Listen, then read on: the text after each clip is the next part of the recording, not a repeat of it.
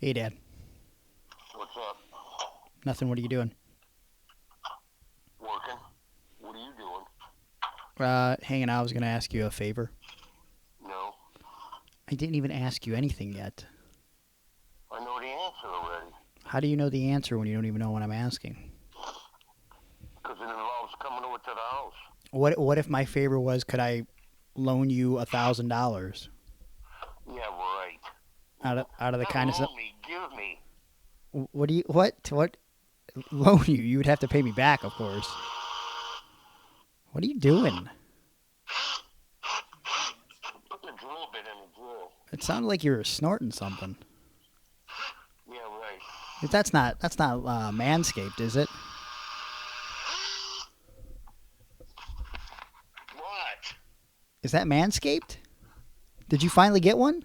You want me to fucking hang up Don't on you? don't hang up. That's it. Then don't fucking bring that shit up to me. Sorry, I apologize. Listen, I was wondering if I stop by chance, if you could record a video for my friend Aaron because it's his birthday.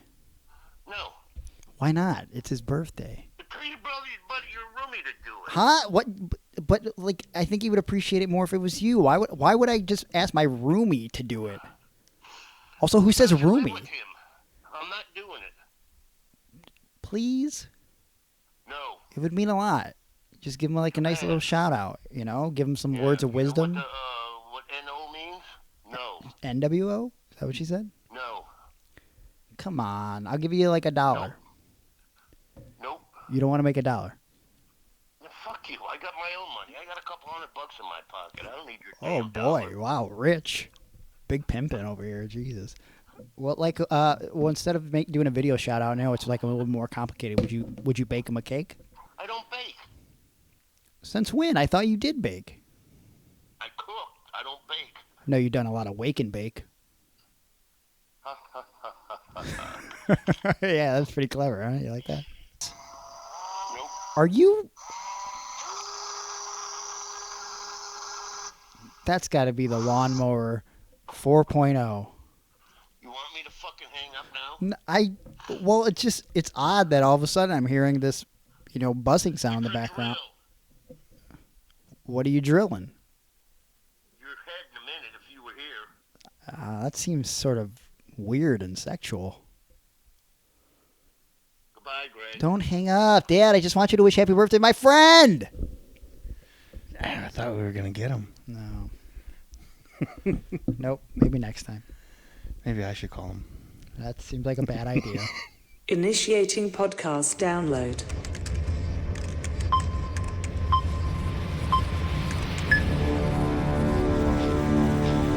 Prepare yourself.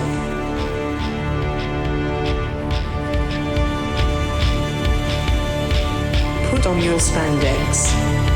Lace up your boots. Wrap your wrists. Hide your razor blade. Head to gorilla position.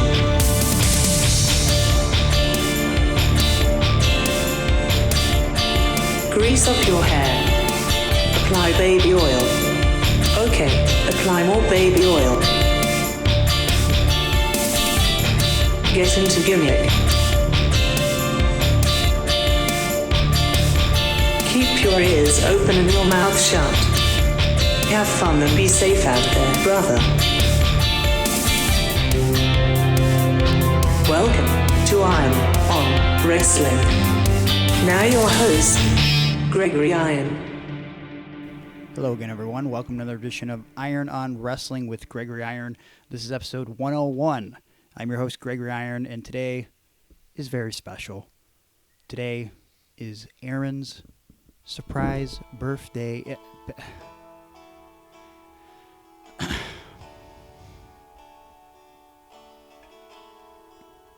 Seems like a very somber song for the occasion.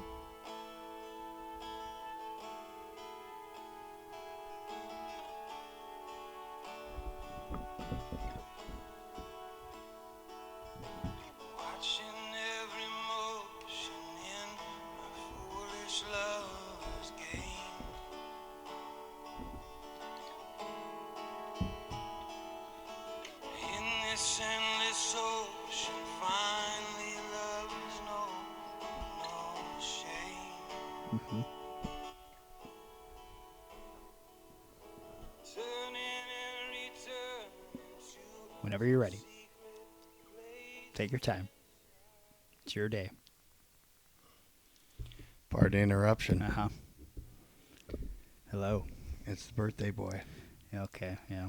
Yeah. Happy birthday. Aaron Bauer's in the house. Yeah. Oh, yeah. How do you feel? I feel like you take my breath away. I feel like that's probably our song. If somebody said, what's yours and Greg's song, I would say, take my breath away. Huh. Where's my, like, I always think of you as the Top Gun. Wow. It's very sweet. What'd you get me? We're just going to dive right into it, huh? Well, it's your birthday. There's going to be at least a couple surprises today for you. Ooh. And we have a very special guest joining us later in the broadcast, which we will get to shortly. But at some point, we're going to have an interview with you before we go to that, because it's been a request for a while from many people on Patreon, including Lindsay over on Patreon. Lindsay Cross, we love very much. But before we get started, I want to point out that right before we started recording, your grandma showed up. Yes, she did. And it was a beautiful moment because it reminded me of my grandma and how much I loved having grandmas until they all died. Yes. Because that happens occasionally. But your grandma seemed like a very sweet woman, and she seems to support everything you love. She does. Very kind. Yeah, she's always been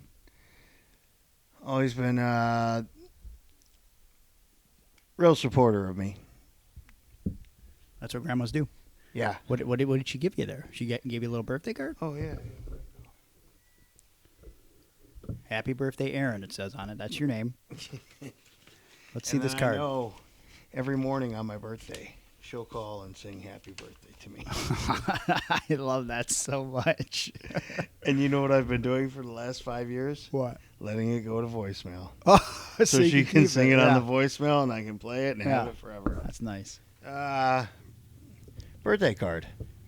I counted my many blessings, and that's when I knew one of my favorite blessings is you. Aww. So cute. It's very sweet. Thank you. Wow. And how much money did you get there? Well, 500. Oh, God, I think you added a zero to that. What are you going to spend it on? You're a zero. That's mean. You have gifts sitting right in front of you. I don't know why you would say that. That's right. Okay. Well, let's get into take my breath away. Let's get into the gifts first, so we get that out of the way. Now, you tried to snoop at this gift, and it has. They don't call me Snoop Dogg for nothing. It came in the mail from what part of the country? Hawaii. Okay, so what do you think is in this package? It's very thin. Well, based on what the envelope says, photos do not bend. Yes. So I'm going to guess there's photos. Where they added the unnecessary apostrophe to photos. Yeah. I did notice that. So who do you think sent you these photos? This is going to be the guest on today's show. You. Well, no, I didn't send you. These photos were sent to me for you, you actual moron. Huh. Who is the guest? You. What? No. Just open it. You're never going to guess in a million years who it is anyways. I can't wait for you to see this. See Stevie Ray. It's not Stevie Ray. No. It says Hawaii. Do you think Stevie Ray lives in Hawaii? Why wouldn't he? He lives in Texas. Oh. Did he move? No.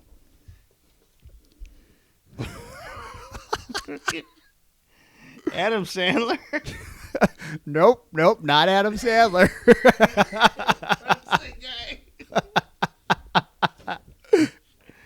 What's his name? The man who played Jack in Billy Madison, Mark Beltzman, is on the show today. Yep. So not the guy that was Norm McDonald or Adam Sandler. But No, the I other love guy, that guy. yes, the other guy that most people think is Artie Lang, but isn't Artie Lang. It's Mark Beltzman. What do you think? I can't wait to hear from him. So ridiculous, right? Yeah. Yeah, he's going to be the guest later. Wow. So I figured, why not only celebrate your birthday, Yes. but celebrate your all-time favorite movie. And I really tried hard to get someone from the movie. It was down to Mark Beltzman or And so is she. The mucus queen is yours. Yep. So he's the guest. Facial. Yep. He's the guest today. So so it was down to him or Doo-Doo the clown who did not get back to me. If I could have, I would have had them both on the show because I definitely wanted that clown to sing to you "Happy Birthday." You might remember the clown from his best scene in the film where he says, "Hey kids, it's me.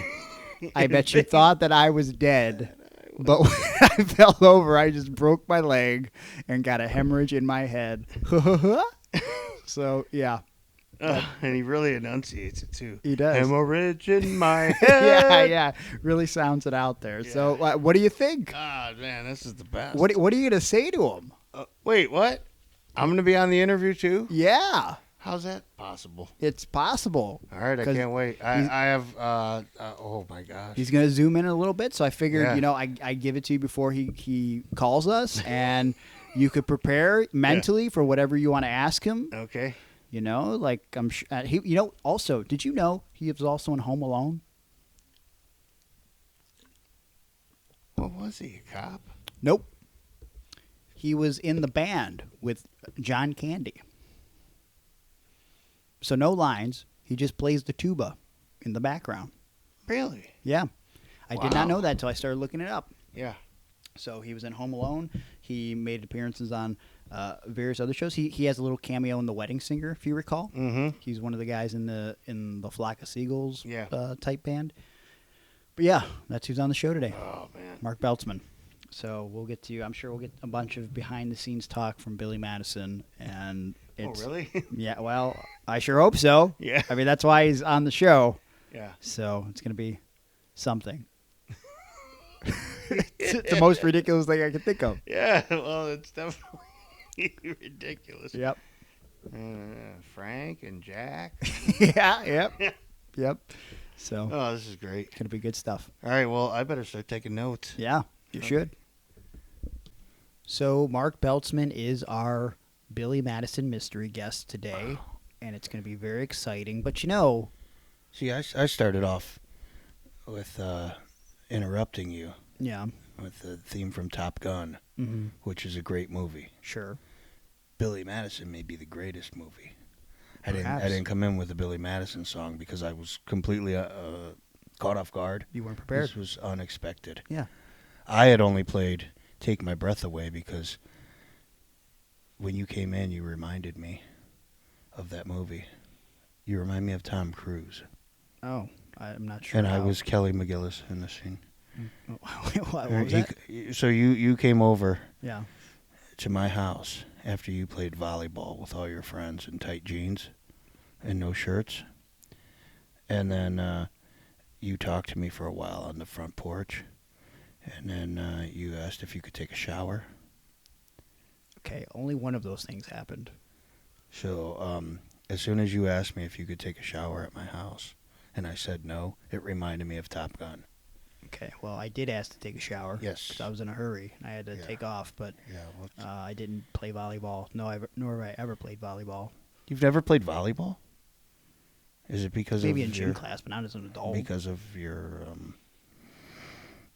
short stature? You're the same height. Is it due to your vision impairment? Anyways, I see listen. you wearing glasses today, No, you're getting off. I always wear glasses. except for when. Da da da da da da da da da. Yep. Nope. Tiger Driver Trivia's final edition is tonight, and before the season is over. So, Gregory, on this birthday edition of Tiger Driver Trivia, what was the thing we were just talking about? Top Gun and volleyball and me taking a shower. Da da da da da da da da da da da da da. So, how do you take your showers? Hot or cold? Da da da da Hot. da. How That's could too that bad. be wrong? That's how I take my fucking shower.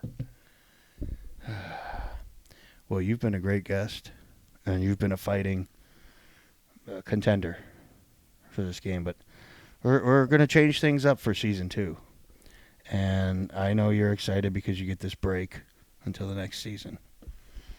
So as for now, you were a gladiator, you were a warrior, and we appreciate having you on here. Me and my good buddy Juan. Mm-hmm. Yeah. So, but next season there's going to be new sponsors, and there's going to be a whole new theme song, and an all new format What are you talking about? for Tiger Driver Trivia. Okay, what's the new format? You'll Are you find gonna out ask next real questions season. with real answers, maybe? Yeah, I gave you one. Remember last week's? No, I forget all of these. What? 'Cause they're so dumb. You were adding together United States Championship reigns of Randy Orton plus world title reigns of Mark Henry plus ECW Championship reigns of Kane. Okay, plus, that wasn't even. It was I something remember like now, that. But Okay. that wasn't the question. It was like Triple H, Ric Flair, Randy Orton, and Chavito. John Cena or something. Mm-hmm. Yeah. Anyways, can we go to our next guest? Oh, we have a guest? We have another surprise. Okay. Yeah. I was trying to segue like 2 minutes ago to that, but Ba-ba-ba-ba-ba-ba. stop. We're gonna go to our next guest. This is another nice birthday surprise for you, Aaron. Here we go. Tell me if you remember this individual. Whoa! G'day, Aaron. How are you, mate? You're looking good. Oh, mate, that cologne. It's so stinky. Smells like shit. WWE Hall of Famer here. Bushwhacker Luke. Hey, Aaron. I hear the big day's around the corner. You're going to turn the big 69. Well, many happy returns of the day from Gregory Iron and Bushwhacker Luke. Hey Aaron, if I was there with you on your birthday, I'd grab you in a big bear hug and give you a good down under head licking. Bushwhacker style, that is. Hey mate, if the word got out about me doing that, they'd say that the Bushwhacker Luke's been passing the virus around. Shit, I can't go with that publicity, mate. Anyhow, it's your day, mate. Well, let me tell you something. This is a day you don't raise a hand. You sit back and get everything done for you. Yep, you worked hard most of your life. Now it's time to enjoy your birthday. Sit back and get everything done for you. Your wife, your girlfriend, whatever, cooks you your favorite food. And you got some buddies there, some family, whatever. They're handing you your favorite cocktail or beer, whatever your flavor is. What more can you expect, Aaron? Good company, good food, and a good few bloody drinks. And especially for your birthday, your 69th birthday. You know about 69, right, mate? Been there, done that, huh? Anyhow, mate, sit back and enjoy it. Get everything done with you. Enjoy it like a king. Not like this bloody woman, Aaron.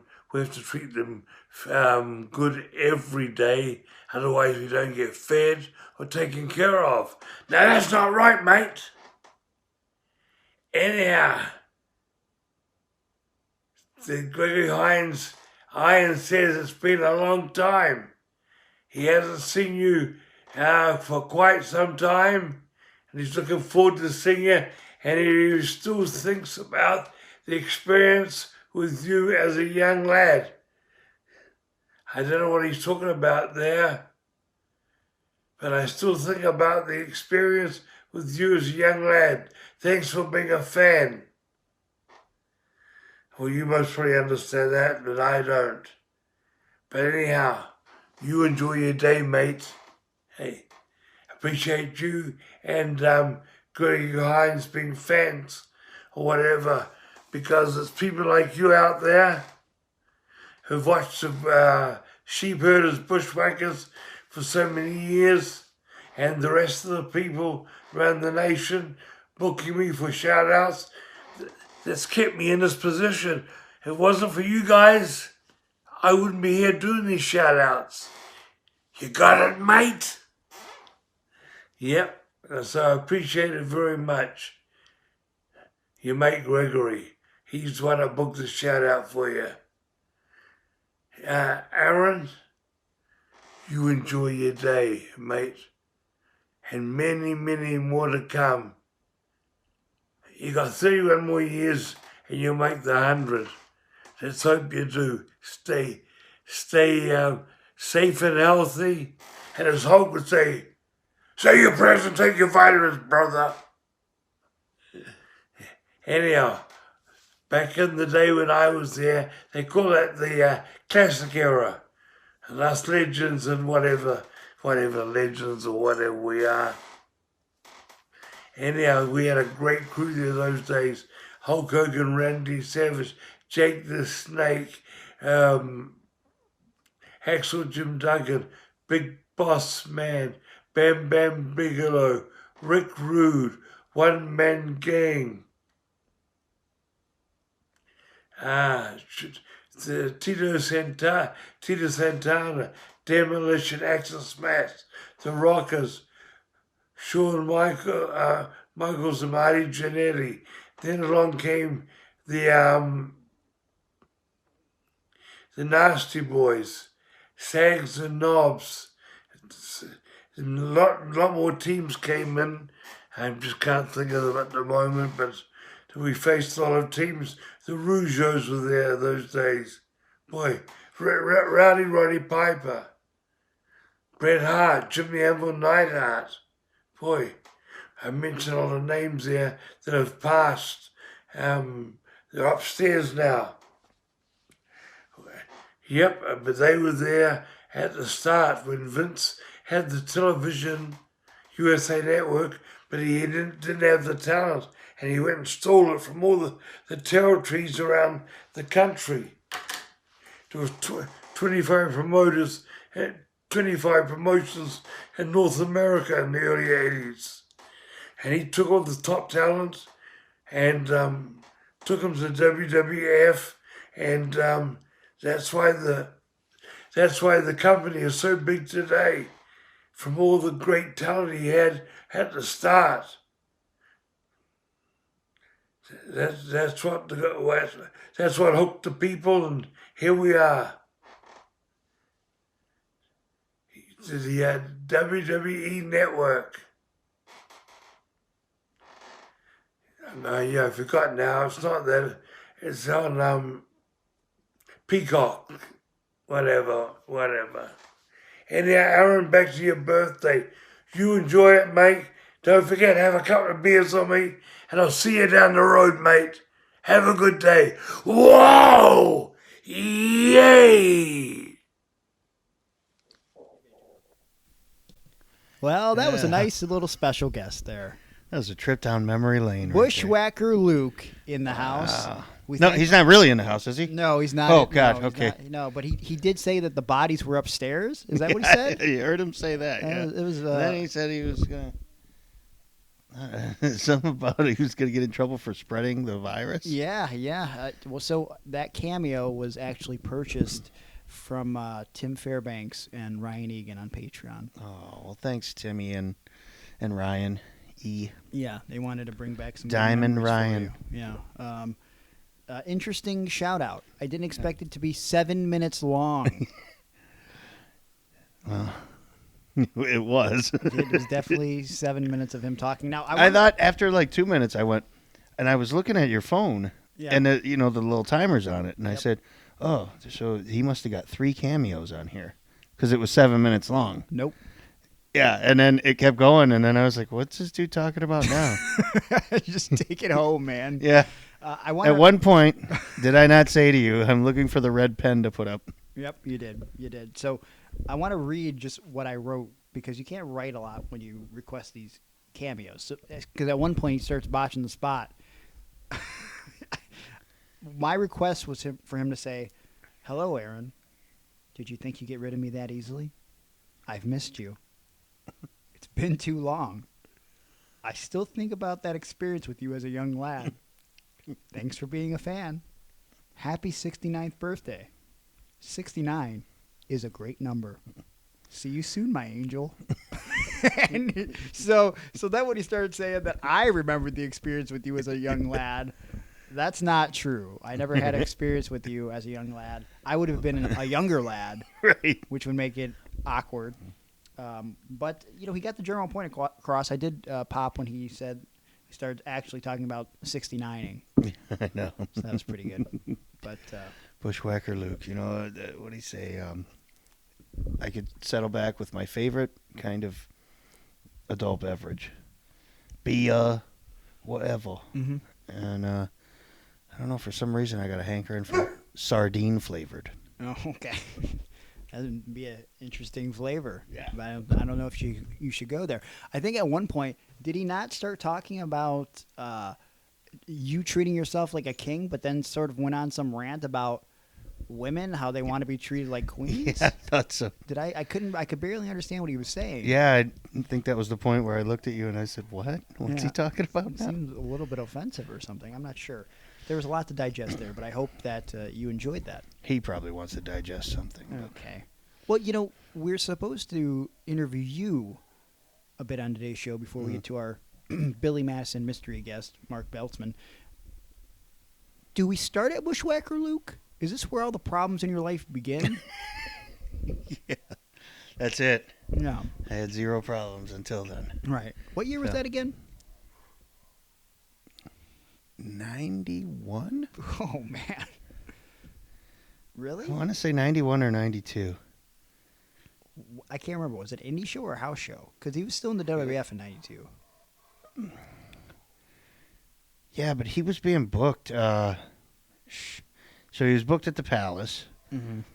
and he teamed with somebody against Demolition Axe. No, they called him Axis, the Demolisher, Okay. and the Big Cat, Mr. Hughes. Oh, okay. Yeah, so that was a team, and maybe it was both Bushwhackers. I think it was. It was Luke and Butch. Okay. Yeah, and they were walking through the crowd at intermission, signing autographs, Sure. telling people to buy their T-shirts, whatever. And I remember I walked up, I went, "Hey, it's the Bushwhackers," and Luke said, "Oh, mate," and he acted like he walked past me, but he definitely stopped and then reached back and grabbed my ass. Oh, my God. Finger almost all the way up there. Oh, come So- on, man. That's just... Okay, yeah, let's get back on track here. So was that one of your first independent shows? Yeah. First one, I know I've told this, is my grandma happened to win tickets to the local wrestling event at the high school. Mm-hmm. And she won the tickets at church, I believe. Nobody at church wanted to go to wrestling. I don't even think she won. I think somebody else won, and they just threw the tickets, in that in the little what's the little thing called, the little plate, the change plate, Yeah. and where you put all the money in that. Right. Somebody just threw the tickets in there. It's like, someone please take these, Wow. because headlining that event was Lord Zoltan versus Psycho Mike. Oh, boy. Yeah, and let's see, Errol Flynn was on the card, and the headliner was special guest, WWF star Animal Steele. Come on, man. Yeah, that's a real thing. That's how I first met the dude. Well, I first saw the dude anyway. Never goes away. Oh, man, I just remember stand next to some woman as they were doing, the gimmick table.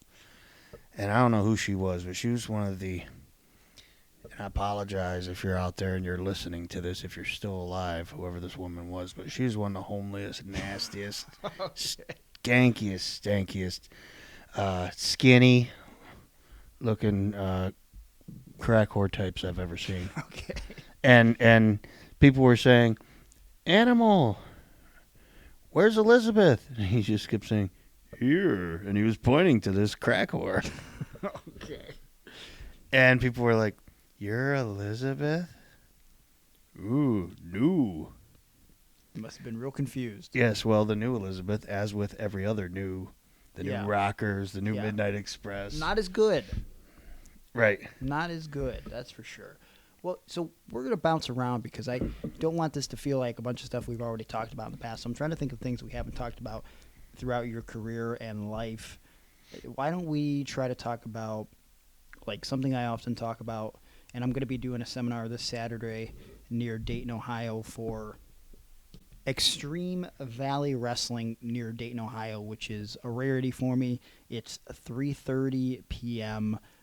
It's $20. It's going to be more of a lecture more than drills and everything. So even if you're not a necessarily trained wrestler, if you come on out to the show at 3:30 p.m., I will talk to you about psychology and share some stories from my in-ring career for 2 hours.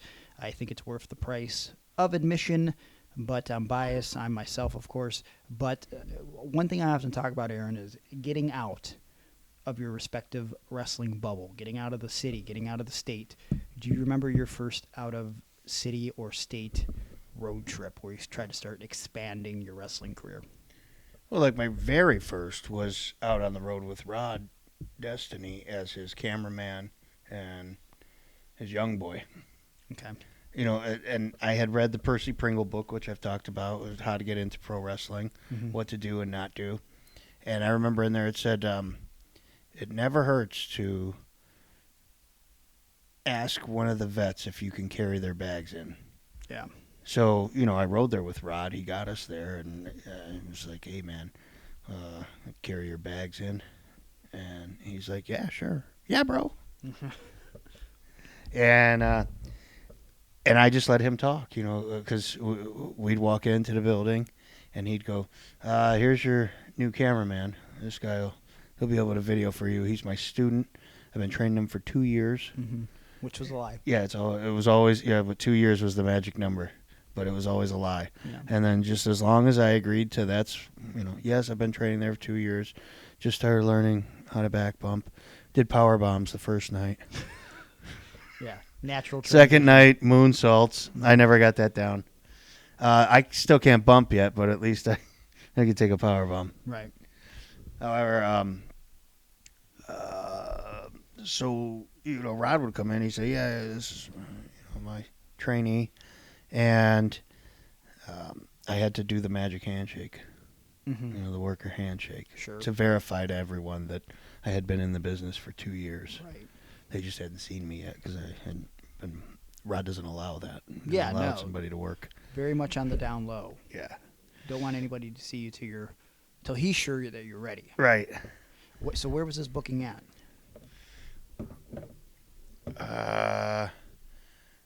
PA, Pennsylvania. Yeah, there's a few kind of in Pittsburgh, and that was just with Rod. But when I felt like I really, my very first real alone type of booking out of town was I was managing Hito, the bad boy Hito. Yeah. And Hito had gotten booked for A.T. Huck in Detroit, maybe Hamtramck, Michigan, something like that. And I had come up there, and I guess something got lost in translation, but I thought that they knew and Huck had known I was managing Hito. And Hito had assured me that he did, and, you know, had come up with a price for us. And actually, I think we brought the Amish Assassin with us. Okay. Because Amish Assassin had, like, his mom or something lived real close to there, and he wanted us to drop him off at her trailer park. Okay.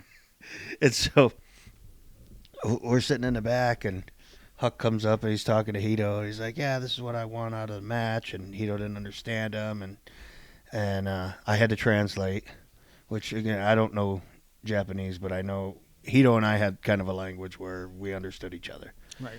So I explained to Hito what was going on, and then Huck looks at it, he goes, and who are you? And I said, oh, I'm Aaron, I'm the manager. And he goes, oh, I know nothing about a manager. Huh. And I went, oh, that's okay, I don't have to do anything. Because I was already nervous and scared. I didn't know anybody back there except for Hito and Amish Assassin. You know, I was in totally different territory. How long have you been working at this point? I don't even know if I had... Probably wasn't a year. Maybe a year. Okay. And it was just local shows at the time. Yeah. And, I mean, a couple, like maybe in Cleveland or something like that. But, you know, yeah, so we're in the back, and then Huck looks down at me again. He goes, well, I see you already got your gear on and everything. He goes, yep. We're probably going to have to bump you. And I went, it's totally fine, man. I completely understand. You thought he meant bump you off the card. Yeah. I thought, oh, he's not going to be able to afford to pay my wages. And $5-10. Right. Hard times. Yeah. So I go, that's perfectly fine. You know, I nothing's guaranteed, I guess. And he goes, yeah. So you gonna take a bump or what? And I was like, oh, that's what he means. And I went, yeah, I could do that. He said, all right. He said, well, you just, you look like the shithead manager, and just, you need to get your sunglasses popped off or something like that. Okay, cool. Got in. I think Hito worked Toby Klein, Mr. Insanity. Yes. Or, no, I think he worked Ian Rotten. Maybe. Oh, Ian good Rotten. old Ian. Yeah. Anyway, so, yeah, there was a couple times I had gone to Michigan, just Hito and I. And, without having, because Rod was the one who just talked to the promoters and everything, and then you just come back and talk to me. Yeah. If it was on a show that was out of state or something where people didn't know me, which was fine. Yeah. I'd go up, talk to them, and come back and tell me, yeah, bro, they don't want you on the show. Awful. So yeah, that was it. That was the first time out of state. That was a good time though. Yeah. Yeah, good times because Detroit isn't too far. No. The neighborhood 2.5 was hours. nervous. Oh yeah, the first time I went to Detroit, I was very scared because it looked like Cleveland but worse. Like it was the first time I had gone anywhere where I experienced going into a gas station, because the first time I went there was for WrestleMania 23, and AIW just happened to be running a show in Detroit as well, Right. so I stopped there. But I remember going into a gas station, and I know like in Cleveland usually they have sometimes bulletproof glass in the ghetto west side just on the counter. Yeah. This was the first time I went into a gas station where bulletproof glass was covering like everything, like not just the counter, but certain grocery items were behind bulletproof glass, and you could not get to them. Like half of the store was behind bulletproof glass, and that was wild to me. So many things were closed down. I think Detroit's gotten better since then. I mean, we're talking 2007 at this point, and I mean, you're even before that. Mine was 01, I think. Yeah. I mean, it was a shithole back then. Maybe even earlier. It might have been 99. Yeah. I remember there was one show we did. Punk and Cabana worked. Mm-hmm.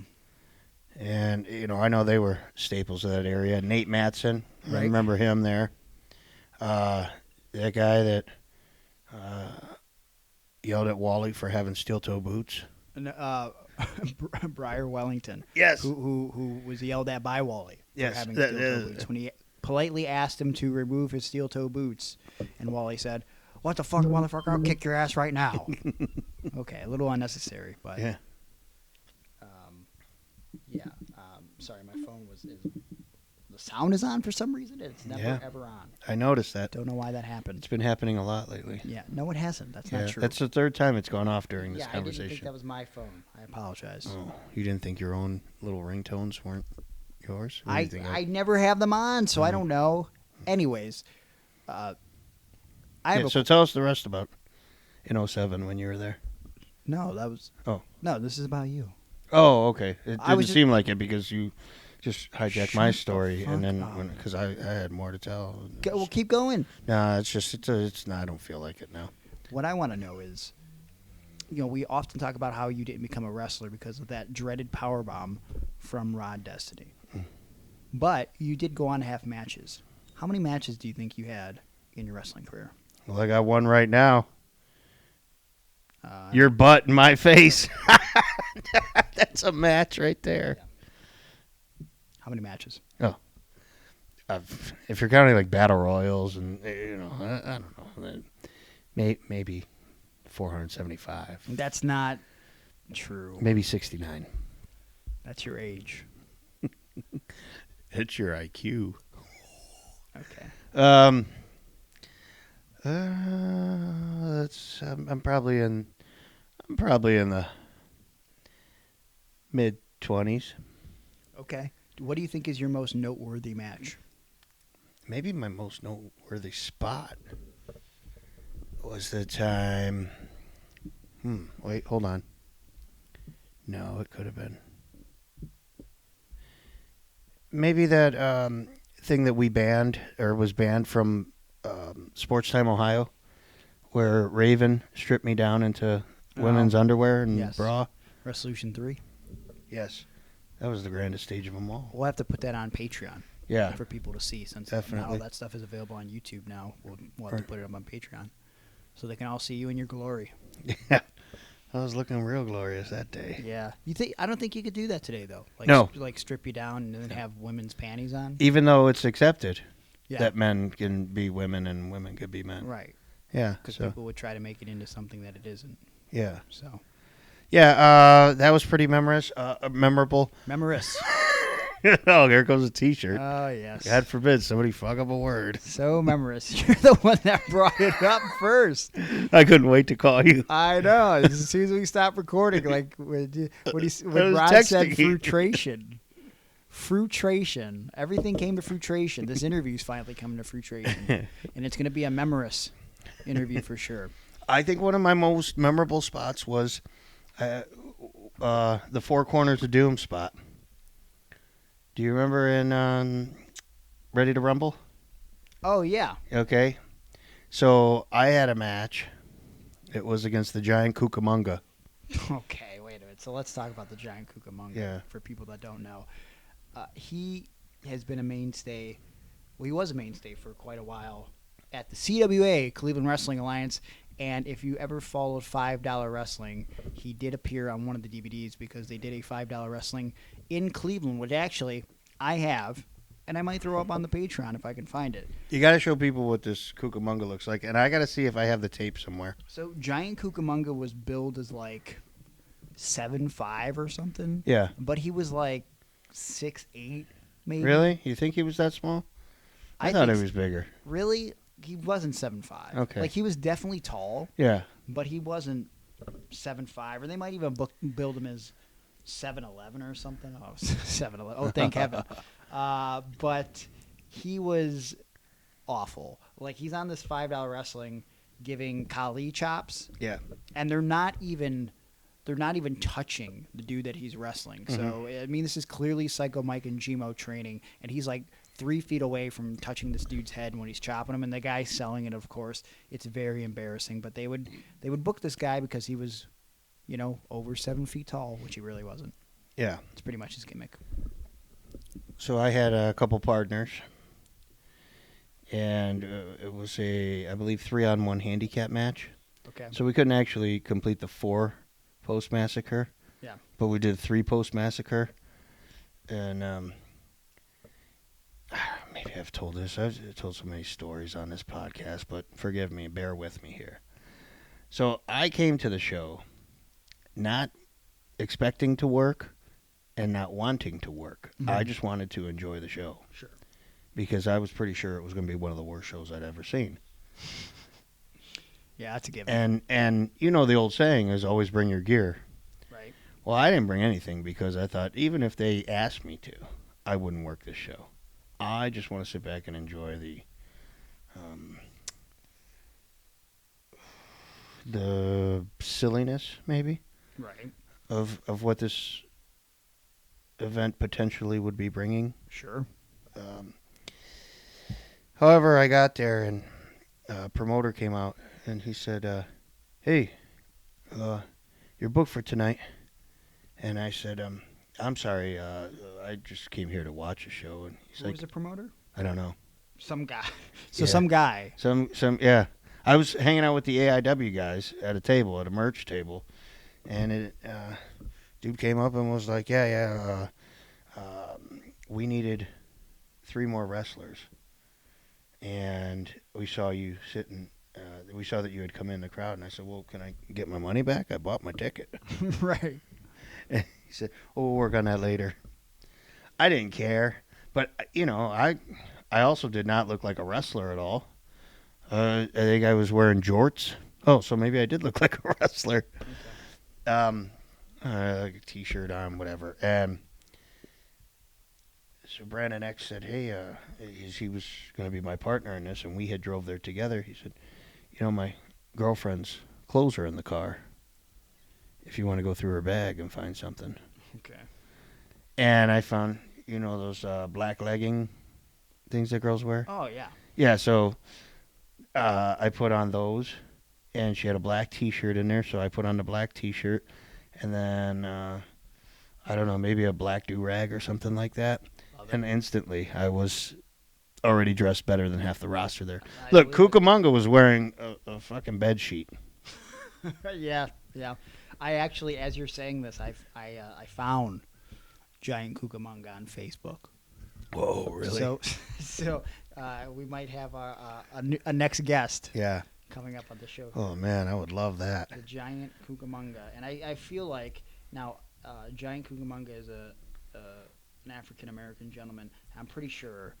Again, you can't do this anymore. Yeah. Pretty sure they were billing him from deepest, darkest Africa when they're having him come to the ring. So it's just very unnecessarily racist and just over the top for sure. Okay. But you had to wrestle Kookamunga. Yes. Yeah, great experience. Learned a lot. What? Did you learn a lot? I definitely will say I did learn a lot. Like why? Like you learned a lot about why you would enter a business like this, and That's part of it. how maybe you should start thinking of an exit plan. Well, I remember beforehand, we were going over things in the locker room, and he was going to chop whoever the first guy was. Okay. Then Brandon X comes in, takes a chop. Both of those guys have taken flatbacks. They're on the ground, they're selling for their lives. So I come up, he goes to give me the chop. I stop, I get down on my hands and knees, I'm begging him, "No, please don't do anything to me. I'll be your best friend." You know that whole spot. Yep. And then I go and I bite his ankles. Okay. He's barefoot wrestler, So we went over that spot. That was going to be the main comedy spot because I was just going to drop. And then all of a sudden I'm going in and I'm biting his ankles. And because we tried to get the crowd to start chanting "ankle biter" in the beginning just to set it up. Anyway, I go and I'm biting this guy's ankles. He's not selling it. He's not doing anything. Of course. Well, he wasn't trained properly. Well, here was the problem. He thought I was really, for real, going to bite his ankles. What? So he was like waiting to feel my teeth in his bare feet. Gotcha. Yeah, and I'm like, come on. So I look up and I'm yelling up to the ceiling because he's so much taller than me. And I'm going, "Sell it. Sell it." Yeah. And he goes, "Oh, biting ankles?" He's just waiting for it. So I start pinching like with my finger and then his ankles because I'm not putting his ankle in my mouth. You should have. Why not? Yeah. There's some things. I draw a line. Okay. Fair. So I had to join the Kiss My Ass Club, but I'm not an ankle biter. Okay. Would you have joined the Giant Kookamunga Kiss My Ass Club? I think I would have. Okay. So you're not gonna bite an ankle. Nah. But you will kiss an actual ass. Yeah, I don't see a problem with that. Okay. Yeah, I mean, I'm not going inside of it, right? It's just an ass cheek.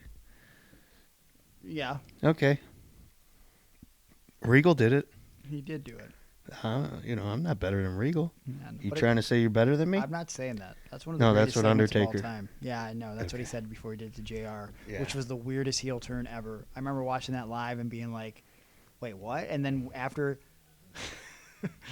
JR is shoved into Vince's ass, him wearing JR's cowboy hat and hopping around like he's riding a horse. Yeah. The most ridiculous visual of all time. It's very Billy Madison-esque. It really is. It really is. No, I'm sorry. Fuck. It's very Happy Gilmore-esque. Yes, there you go. I do that all the time. You know- Edit that one. I don't want people to think I ever made a mistake in my life. Nope. Come on, Nope. edit it. Too late. It's my damn birthday. I agreed to it, so it's my Okay. mistake too. Okay. Yeah, so that was memorable. I actually just looked it up. Giant Kookamunga was actually 7'3". I know he was big. I knew he was really big. Okay. He wasn't 7'5", but Yeah. Bane was billed as 6'10". He was, yeah. But they I'm pretty positive they build him as like something ridiculous like 7'11". I think they called him 8 foot. Yeah. So Yeah. Okay, so he might have been the 8 foot tall Giant Kookamunga. Yeah. So yeah, I got to do a lot of research on this guy now. Yeah. I tried to book him for wrestling before, but he had a manager at the time. I feel like it's better if you book him for a podcast. Well, yeah. But I'm talking about this was, 15 years ago or whatever. Yeah. I was thinking about running a little show, and I inquired about Kookamunga, and he said he couldn't talk to me. I had to talk to his business manager, What? who was the fucking Spanish Fly. Okay. Well, you want to talk about Spanish Fly? I don't really know anything about Spanish Fly other than he said he was the representative of Giant Kookamunga when I called him. So the Spanish Fly is a wrestler / crackhead from the west side of A Cleveland. lot of crack in this episode. Already. Yeah, well. And he has wrestled since the 80s, the Spanish Fly. Really? Yes. Okay. So probably around the same time as Psycho Mike. Now, Spanish Fly claims that he trained JT Lightning, which I don't think is true. I always thought JT was self-taught. That's what I always heard. But if you did learn some basics from Spanish Fly, a crackhead at the west side of Cleveland, would you want to admit to that? You know what I mean? Yeah. So I Yeah, but it was forbidden to say that you were not trained by anybody back then. But I So, don't. and JT was, I think he figured it'd be better off if he said he was trained by himself than if he was trained by your buddy, the Fly. I wonder if JT went around telling people though, like when he would try to get booked on, like say ECW, like Yeah. who trained you, and they would go, Oh, Spanish Fly. Okay, yeah, come on in the ring. but I'm saying like self-taught. Yeah. You know what I mean? Like Yeah. I feel like they'd be like, That's a question for Rod. yeah. Like I feel like he would say someone like Tommy Rich or Yeah. Tracy Smothers because they would just vouch for him or something. Rod Price. Yeah. Well, whatever works, right? Yeah. Whatever works at that moment, But yeah, Spanish Fly is a crackhead who's over the years pops up on various shows. He was in one of my first matches, and I worked with him. That's my only real interaction with him, and yet he's gone online for years claiming that he's trained both me and Johnny Gargano. Yeah. Which is not true. And I'll have to find pictures of Spanish Fly. Just a real joke of a human being that should never be anyone's agent. Make that perfectly clear. So But- when I asked what the booking fee was, Okay. because I'd have thrown the guy $25. Yeah. Because I just thought it was going to be hilarious to have this guy on the card, and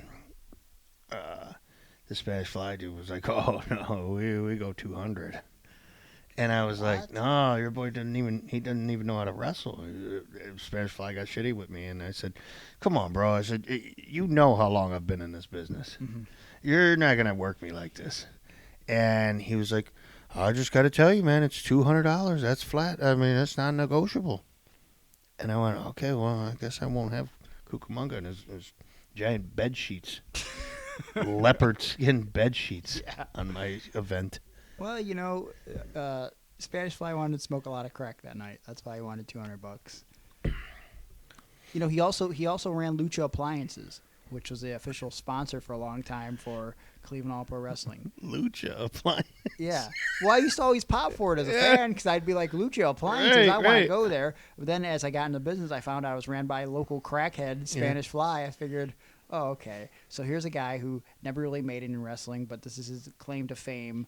This is his reason for living, is to claim that he's a pro wrestler because he's worked a show with like he once wrestled Zach Allen. Yeah. I know this because Zach makes fun of it all the time because one time he's booked for the CWA and he had to wrestle the Spanish Fly. So, yeah, this dude has nothing else to live for. So he has like a shitty little used appliance business. So, of course, he utilizes wrestling in the name. Why wouldn't he? You know, I worked an angle one time where I ran for president of a wrestling federation. Uh-huh. I remember that getting a huge reaction. That was in maybe Toledo where Hybrid used to run. Oh, that was Fremont. Yeah, Fremont. Ohio. Yeah. And, dude, hundreds of fans showed up, and they all took time at intermission to vote, you know, who was going to be president of this wrestling league. Yeah. And it was me, and I was a heel running. My platform was, if I'm voted president of the MWF, the Millennium Wrestling Fudge Factory, Millennium Wrestling Federation, okay, if I won the presidency, I would make it where schools would be open on the weekends. You real piece of shit. Yeah. I mean, where winter break, because, you know, most of them were kids. Yeah. Winter break was going to be cut. Weren't going to have one this year. Just going to go straight through. Yep. So that way we could get done with school sooner so we get the summer break. But instead of summer break, you having the whole day off. Now we're just going to go half days. Oh, okay. Yeah. I also ran on a platform of if you're a fan, you would no longer be allowed to cheer or boo. You had to sit in silence as if it were a golf event. Okay. You know, there's all kinds of little things like that to ensure that I wouldn't get to be the president. And would definitely get booed. Yes. And my opponent was Grady, the homeless assassin. What? What kind Grady, the homeless avenger. Okay, that... He carried a rubber chicken with him, and it had some liquid in it. And if you'd go to mess with him, you know, like the manager would get up on the apron. Yeah. He would grab his rubber chicken, and he'd squeeze the neck of it, and, like, water or whatever would go into the face of the manager. Yeah, I would hope it's water. Like, Yeah. What other kind of liquid is he putting into this rubber chicken? Well, I told you the story. I knew some guys that were putting pee into the water guns and squirting super soakers when somebody played Doink. Well, you know, I promised an interview, but I feel like this is more just like untold stories from Aaron Bauer. Ooh, I like that. Untold stories from the road. But I mean, I keep alluding to that we're gonna tell all the most intimate details of your life, and we still have yet to do that. Well, we can do that, but that can't be like for, you know, the 40 minutes before our guest shows up. That's very true. Yeah, That's you're very gonna true. get a long, detailed description of my life and times. Maybe one of these days. Maybe we'll actually do it next week on Patreon. What do you say? We'll see if that time comes. You know, of all the birthday gifts that I got, Yeah. I think there's one on its way. Mm-hmm. And you know what I'm talking about. I've heard about it. Yes? I don't know if we should plug it yet until we actually try it though. Well, I'm not going to. What I'm saying is, since I have the Lawnmower 4.0 on its way, Sure. I guess I don't have much use for the Lawnmower 3.0 anymore. So I'm just going to pick one of our lucky patrons, one that has forwarded me their phone number in the past. Okay. I'm going to give a call, and I'm going to let them know that they've just won a Lawnmower 3.0. Oh wow. Yeah. Okay. Okay. Well, let's give him a call. Who do we got? Who's the winner? This looks like, hold on, carry the 7, remainder of 4. Jared Blackford. Okay, he's not on Patreon. He's not? No. Well, he was at one time, right? Nope, never Well, was. he's getting the call, brother. Okay, that's not even fair. It's gotta be fair to Air. People paying good money. Not fair to They Jer. could be winning a Be man's fair to cake Jer. item. But See if he picks up. This could be very much like SummerSlam 1997. Todd Pettengill, Sonny. Maybe he's playing volleyball.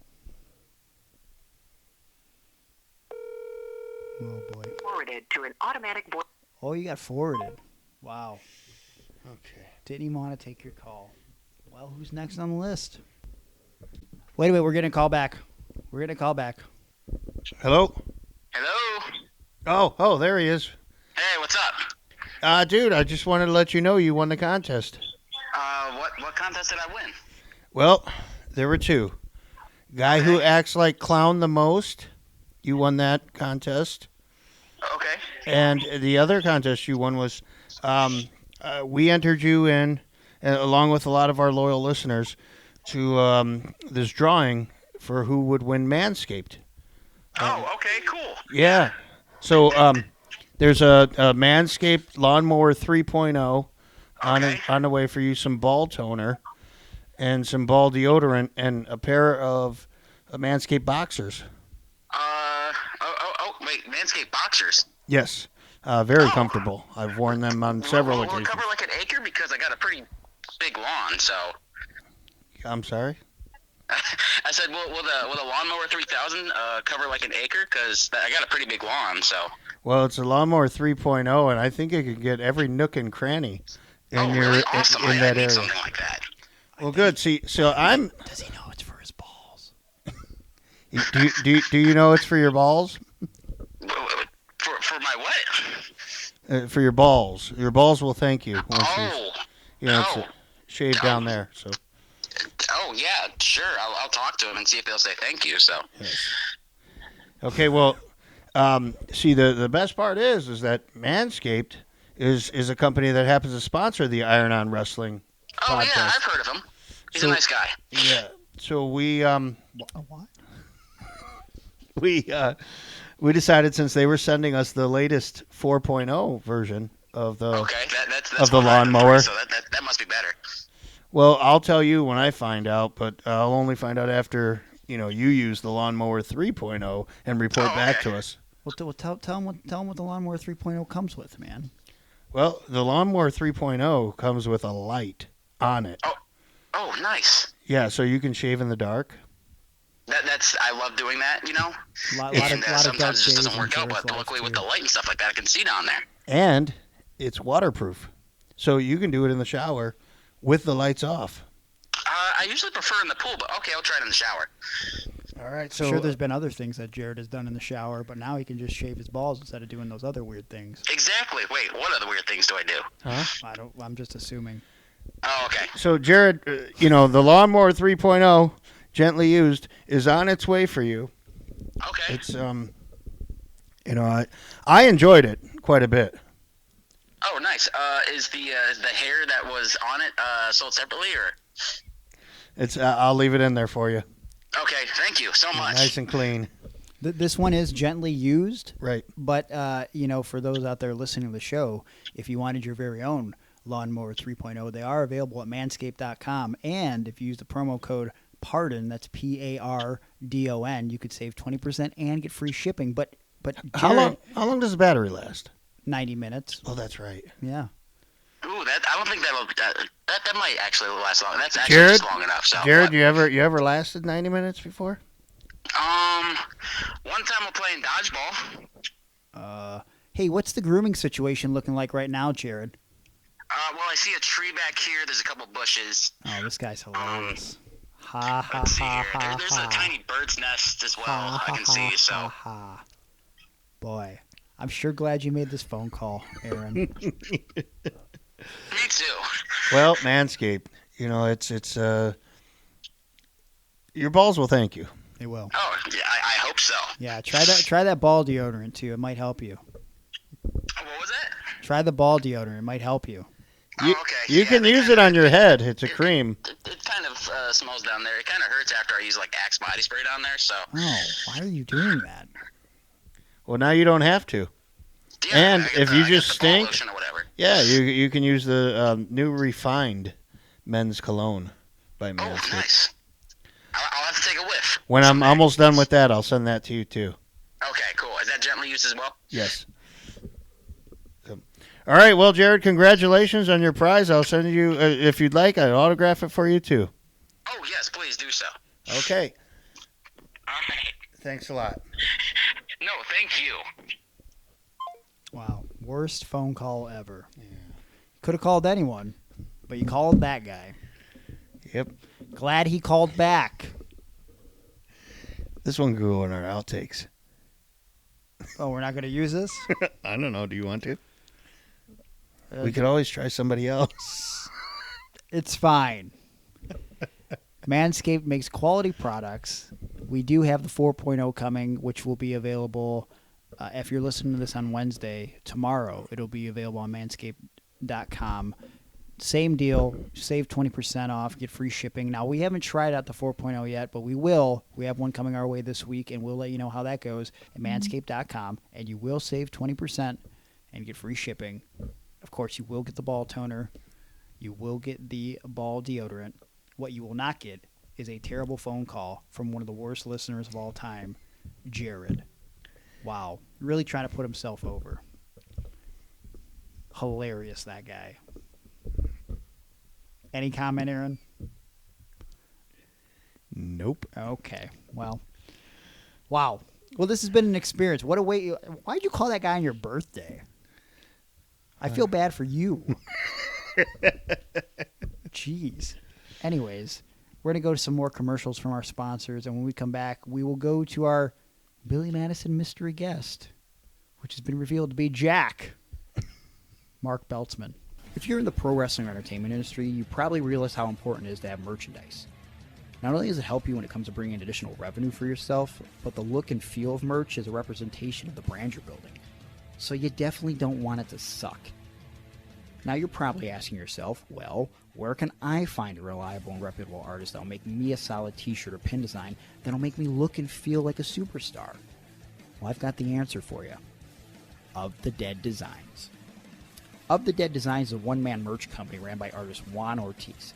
Now his name may not be familiar to you, but his artwork should be, because you've likely seen his designs on TV and Hot Topic, and he's created some of the highest-selling shirt designs in Pro Wrestling Tees history.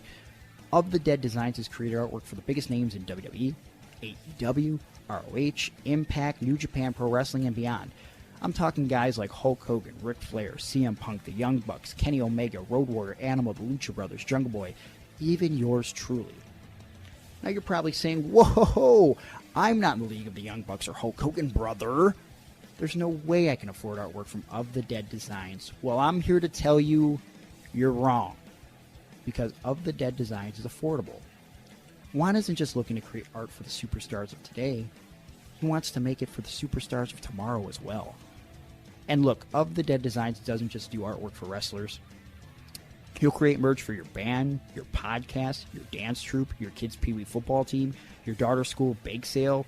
Heck, got a girl that you're afraid to talk to, but you stalk on Instagram and like all of her photos at around 2 or 3 a.m., and you've been hoping that she get the hint like, hey, I really like you, but she has yet to slide in your DMs, and now you think, well, I got to take it to the next level, so you get Of the Dead Designs to use a photo of her ex-boyfriend as a reference to create artwork, but you replace the ex's face with your face, and then present this custom artwork to the chick with hopes that she'll kiss you directly on the lips. Of the Dead Designs will do that for you. With over 14 years of experience and a portfolio of clients that speaks for itself, Of the Dead Designs will make your artwork at a reasonable price. And hey, if you mention this ad, you'll save $10 on your first design. Of the Dead Designs still has spots open for 2020, so you gotta act fast. If you're interested in a design, contact Of the Dead Designs right now on Instagram at ofthedead209, on Facebook at facebook.com/ofthedeaddesigns, or at his website, ofthedead.weebly.com. Of the Dead Designs, bringing artwork to life.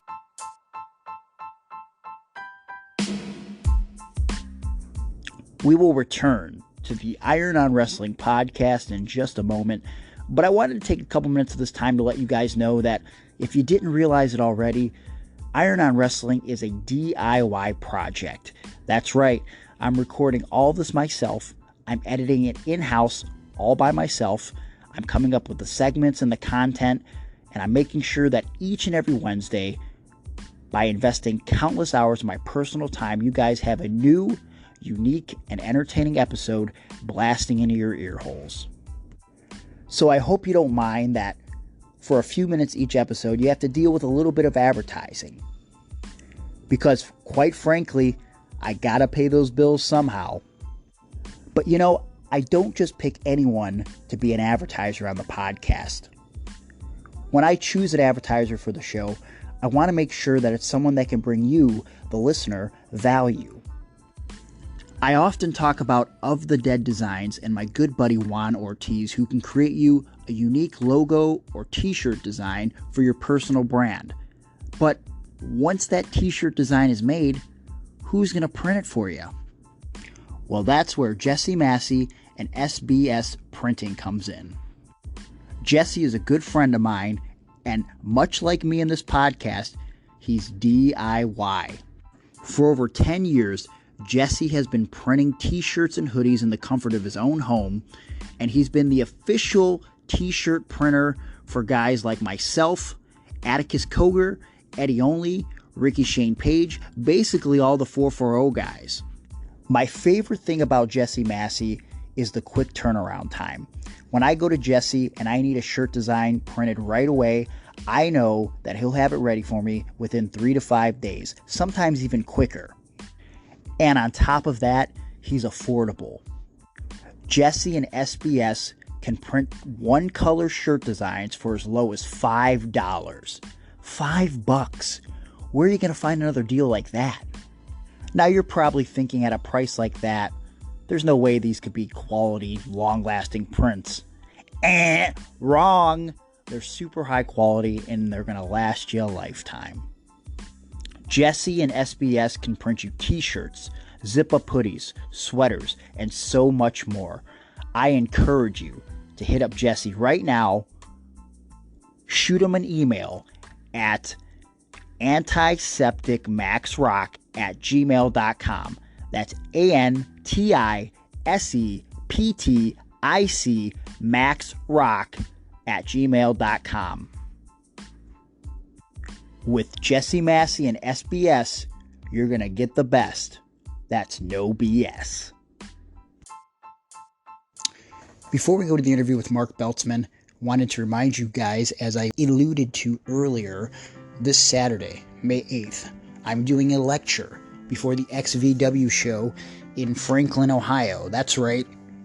From 3:30 to 5:30 p.m., I'm going to be giving a talk about some of the experiences that I've gone through in this business, my views on psychology, tips and tricks on how to get better in the business, social networking, etiquette, a variety of things. This isn't just for experienced wrestlers.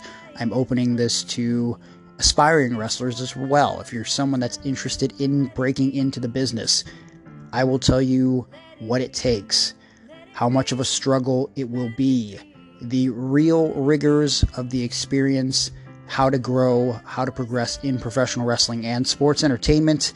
It's $20 a person. You can pay for it in person. This will be at the American Legion, 126 East 4th Street, Franklin, Ohio, 45005.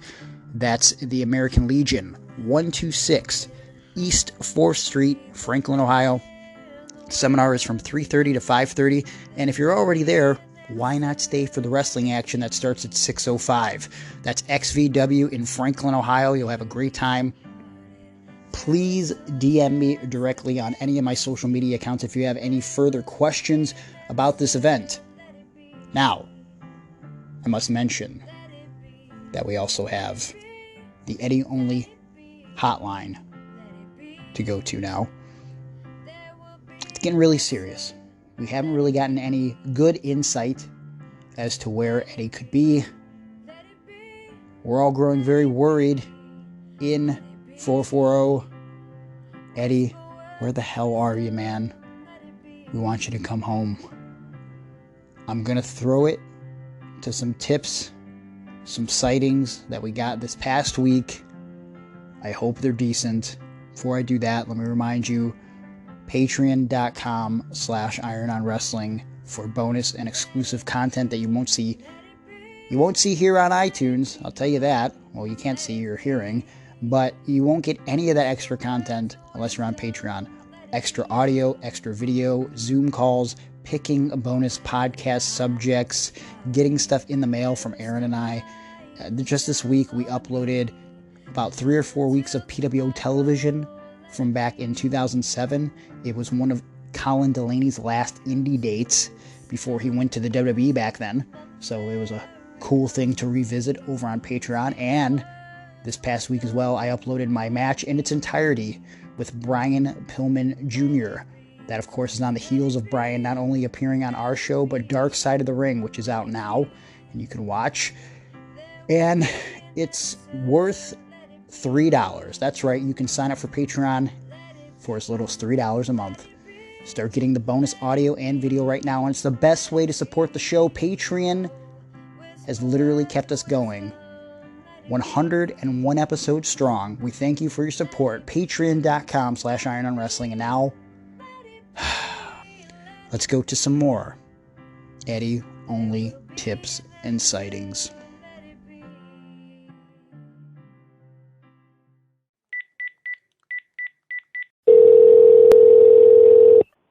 Oh, hey, RST, this is Blake Everly. So I am down in Tampa for RSP Spring Break, 'cause that shit was off the hook, player. But there was some wild cocks running the fucking streets. So I thought Eddie Only was in town, because he be driving around in that El Camino with the flames saying, "Pet my cock." So I said, there's gotta be Eddie Only in the area. So I go to your event, because you were hosting it, because you beat Joey Janela. So it was your right. But, you know, when the music hit after you lost to Nick Gage, it was John Moxley and not Eddie Only. So I'm just wondering, where the fuck is Eddie Only? For real. I got a real question.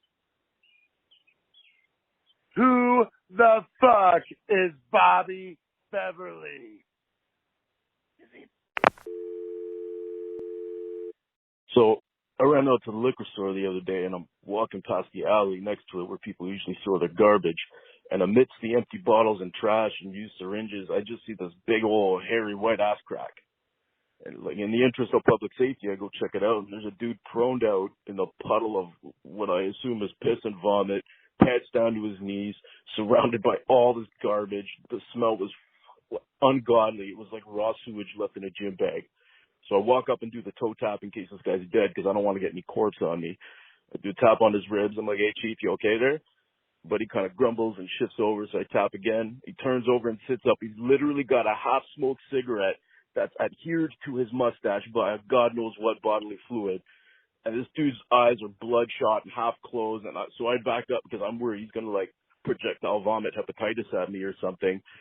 That's when I realized it was Eddie Only. So I just flipped a quarter at him and went in to get a drink. I haven't seen Eddie, and that's a problem. We need to see Eddie. Please bring Eddie Only back. All right, our guest today is the Billy Madison mystery guest that I hyped up to you. Sorry to interrupt. Yeah. Oh, I'm so hyped today. Quite. I couldn't have asked for a better birthday present. Yeah, man. This is a good deal, man. This individual has done so much over the years, including Home Alone, Curb Your Enthusiasm, of course, Billy Madison, a number of other things. He is an actor, a teacher, a director, a writer, a tuba player, a private acting teacher.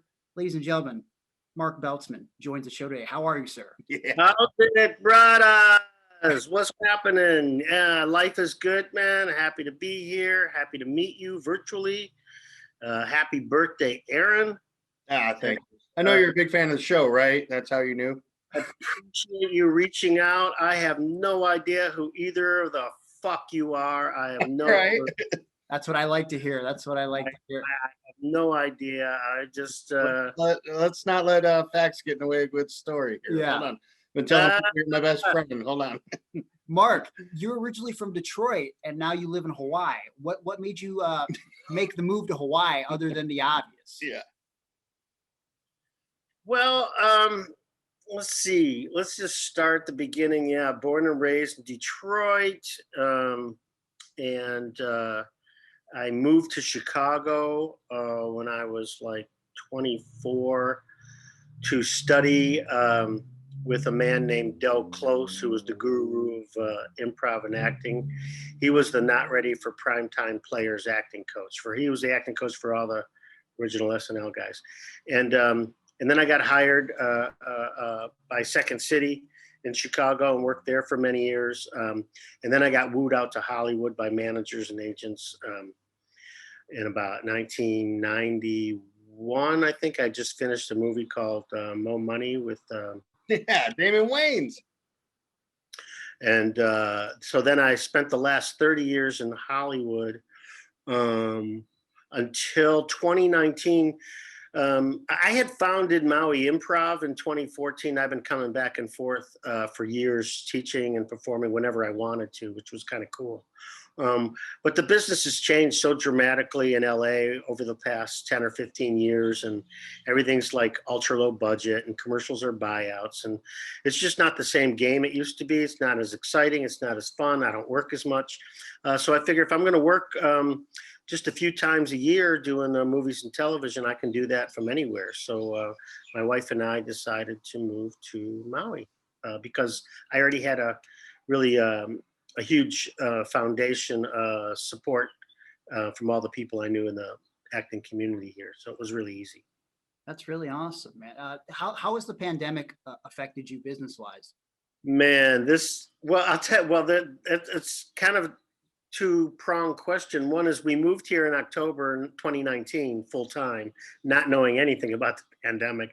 And man, it has just been the best gift the universe has ever given us, just to be here during the pandemic, where it's not only one of the safest places on earth, but we got to experience something that only indigenous Hawaiians have experienced. Was this island without tourists for 8 months was like a magical gift. It was like living in Brigadoon, honest to God. If you've ever seen that movie, it's a magical place anyway. But to answer your question more directly, at first I was really scared, and of course we all were, and nobody knew what the hell's going on. But ultimately I discovered I've been preparing for this my whole life, because as an actor, it's all at once or nothing at all. And I work a lot, and then I have huge stretches of nothing going on. So that didn't bother me too much as far as like a steady income or anything like that. But I got the opportunity, as we all have, to either choose to reinvent ourselves or not. And I chose to reinvent myself, and I did. And it's been amazing. I've been able to connect with people all over the world and teach and do private coaching and classes. Right now I have classes with people from every island in Hawaii. I just did a huge seminar on Saturday with a bunch of people in 4 or 5 different time zones, Tennessee, Denver, Los Angeles, here in Hawaii. And so I'm able to really thrive in this environment. And it's been really amazing. I directed a play, a virtual theater play that was written for Zoom, and we did it on Zoom. And we did it twice, once in January for a weekend and once in April for a weekend. And we're going to start streaming it very soon at Pro Arts Playhouse here in Maui to support a community theater and keep the doors open in this theater. And so within the next week or two, there'll be a link at Pro Arts Playhouse in Maui that you can go to and watch the play, and it's really fun. It's called St. Mary Immaculate High School Reunion, and it's about a 20-year high school reunion that takes place on Zoom during the pandemic. But the catch is there's a serial killer on the loose in the small town these people are from, and they start killing the people from high school one by one. And it turns out one of the people on the Zoom call is the killer, and it's audience interactive. And when we did it live, the audience would get to vote on who the killer was. And we have a whole bunch of different endings depending on what the audience votes on. So it was really cool. It's really fun. And, so that's a direct, long answer to your question. I'm thriving in the pandemic. I love that. I was going to ask you, because I feel like the pandemic, especially in our line of work, professional wrestling, you really have to reinvent yourself, or you'll just drive yourself mad, right? Because I mean, I was used to going to live shows all the time. Aaron was doing commentary all the time, and then shows just kind of ceased to exist. And the one thing that I think kept us passionate and going was not only ventures outside of wrestling, but this podcast to connect with our friends, stay in touch, to stay creative, keep the creative juices flowing. And make new friends like you, Mark. And like one thing I'm not your friend yet. Hang on, pal. Okay. Damn it. So yeah, let's not move. Nice try, but let's just keep it to what real happening here. All right. All right. Well, maybe one day we'll be friends, but acquaintances so far. We'll see by the end of this interview. Ask me again in 40 minutes. All right. But so like one thing that I looked at yours from online was you did a short video about improv and being in the moment. And I feel like, I don't know how big of a wrestling fan you are, if not a wrestling fan at all. Do you have any wrestling fandom in you, Mark? You know, ironically enough, when I was a kid, I was like a super fan. You know, my heroes were like Dick the Bruiser and Haystacks Calhoun, Arrow Furpo. We used to like sit in the foyer in school and sneak out, and then four of us would pretend we were in a wrestling match and like that. So as of late, I haven't really followed the sport much at all. My bandwidth is so full with everything I have going on in my life, but was a fan, and it's still, you know, a very, very special place in my heart because of all that old crazy stuff when I was a kid. I used to actually I went, you know, to see it live once or twice. And Did you fall in love with the theatrics of it? Yeah. Yes. Oh, absolutely.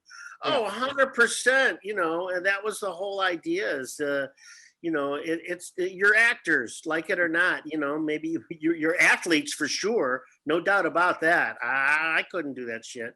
That takes some really intense training and focus and concentration, and it's kind of like being in a choreographed ballet. You know, you have to really know your partner, know the moves. You know, not hurt anybody purposely. And I know we all get hurt in you know, I get hurt on stage. You know. On a regular basis, and it's kind of your adrenaline's flowing, so you don't feel it until next day. You know, you have a black and blue mark. You're like, "Where's that from?" Oh yeah, right. Mark, I got to tell you real quick.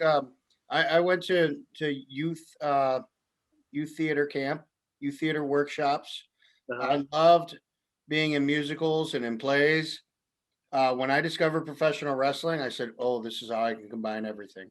Yeah, I can be this other character. I can be it, and it always felt like it's like what you said, where it's choreographed ballet. Mm-hmm.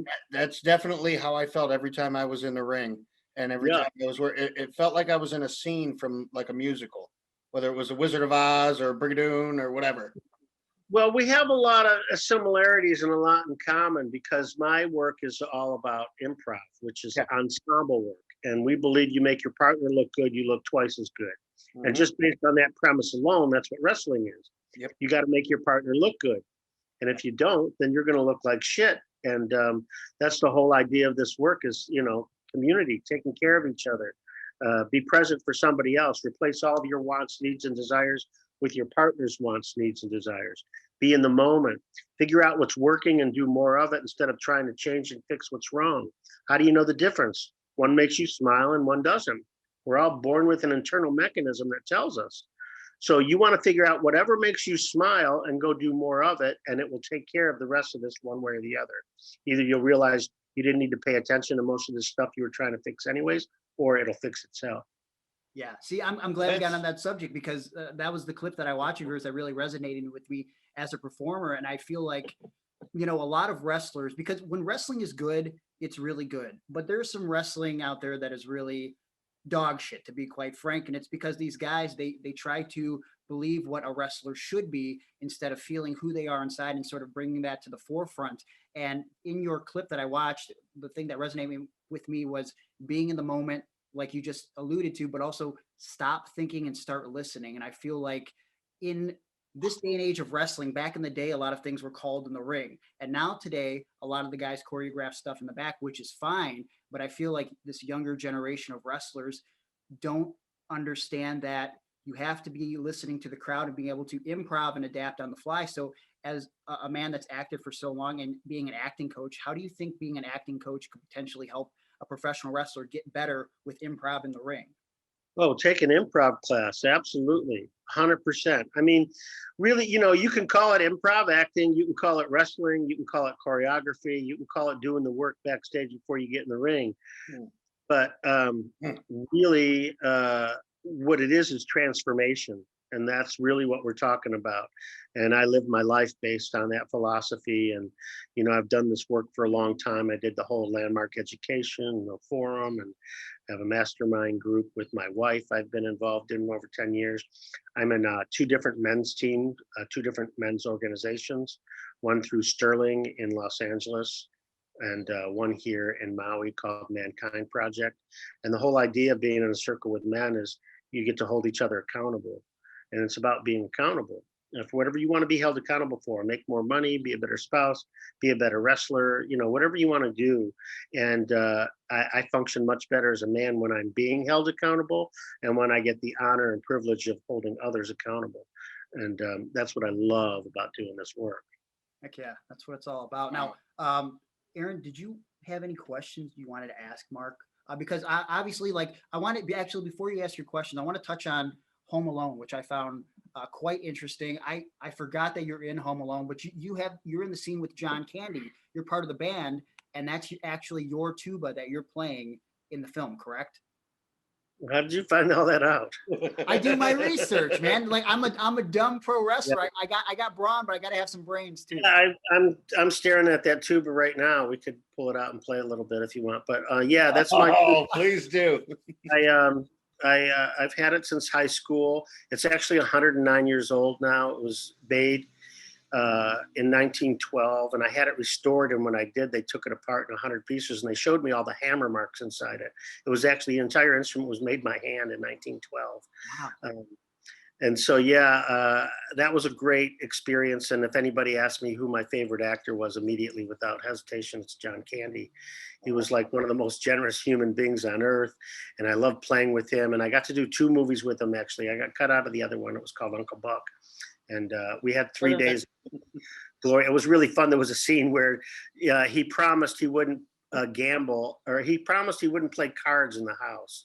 So he was such a gambling addict that we played Pictionary for money with a bunch of men from Teamsters and shit. And then John lost all of his, Uncle Buck lost all of his money. So he wanted to win it back. So we played musical chairs for money. And it was just hilarious, but it wasn't right for the movie. And John Hughes edited it, but he sent me a letter and he sent me a jacket, and he was really nice, man. John Hughes was. Both of them were good friends, and they were both great human beings. And as a matter of fact, I still have good friends with Candy's family. As a matter of fact, I did an episode of his daughter does a show called Couch Candy, where she interviews people who've worked with her father. And it's a 45-minute episode. You can go on YouTube and just look up Couch Candy, Mark Beltzman. And it's kind of like This Is Your Life. She does a great job of, like you're doing, of just doing her research. But we're still friends. And actually, the play I mentioned earlier, St. Mary's Immaculate Reunion, I cast her in. So she's actually in that play, and she looks like a spitting image of her father. We're going to check out. That's really awesome. But, when you did Home Alone, John Candy, if I remember correctly, he was only on the set for 24 hours. So, you guys had to get that done in one day. That had to be. That was crazy. Yeah, he only had one day, and I have a great story about that, which was John Candy was talking to John Hughes and Christopher Columbus. That was the first movie Chris directed. And they go, Mark, come over here. We have this idea, I knew John from Second City and stuff. They're like, we want to do this thing in the back of the van. What do you think about this? And I came up with all these ideas. And then because John only had one day to shoot, we were going on hour 20 of shooting that day, literally 20 hours of shooting. And they go, okay, well, fuck it. We're just going to do a 2-shot on Catherine and John. You all pretend like you're asleep in the back of the van. So we all just went like this, and they go, action. And John Candy said all the stuff that I had come up with in that meeting earlier, all the funny ideas I had. And then they yell, cut. And Candy looks at me and goes, hey, kid, I used all your stuff. I hope you don't mind. And I was like, no, that was awesome. But I was too naive to ask for writing credit or any kind of extra money. it was really cool. He totally fucking threw me under the bus and then thanked me for it. It was really fun. But that has to be like a surreal life moment to have this Mhm. guy you look up to, John Candy, that you're acting with him, and then he steals all of your lines that you come up with. I mean, it doesn't get much better than that. Well, you don't. I mean, now looking back on it, of course, sure. When you're in the moment, it's just you're in the moment. It's just he was a colleague and he was working, and it's just fun. It's fun to be in this business. One of the things about being in this industry, you might find this very similar to yourself, is your heroes become your friends. Yeah, and that's really cool. But a wise friend of mine, Dave Pasquesi, once said, "Once you make a friend of a hero, you lose a hero, because you find out they're just normal and human and have issues and problems." So it's a catch-22 again, as life would have it. But yeah, it was a great experience, and very fortunate to have had that. I would rather become friends with my hero and lose a hero technically than meet my hero and realize that they're a dickhead, though, because I've had that experience in wrestling too. It happens, man. Yeah. Absolutely. Horrible. But the reason why we're here is obviously maybe the most legendary film of all time, at least in our opinion. I don't know about yours, Mark, but the 1995 classic, Billy Madison, which I've watched about 100 times since I was a kid. We literally just watched it a little bit ago because we love it that much. It's Aaron's favorite movie. We bonded because of wrestling, but I think our bond became deeper because of Billy Madison. And I know the birthday boy has some questions that he would like to ask about the film. So Aaron, if you will. Okay, my first question is, how much of the film was improv? By you, by anybody else? I felt like there were a lot of times I was watching and then there'd be a line that would come out and it'd be like, okay, no, that wasn't written. These guys are going off the top of their head. They're freestyling. There wasn't a lot of improvising. Yeah. I mean, the one thing I do remember, this is a long time ago, man. So the one thing I do remember is we did a lot of really cool stuff that was in the script and wasn't in the script that got cut out of the movie. Yeah. And for good reason. Sandler made it his movie. And it probably wouldn't have been so much just all about him and his character had they, used some of the other stuff that we had shot and created. But, it was a marvelous experience I'm happy to have had. I remember a big kickball scene that only airs on CBS if they're airing the movie. Is that, yeah. What happened there? I thought that was a good scene. No?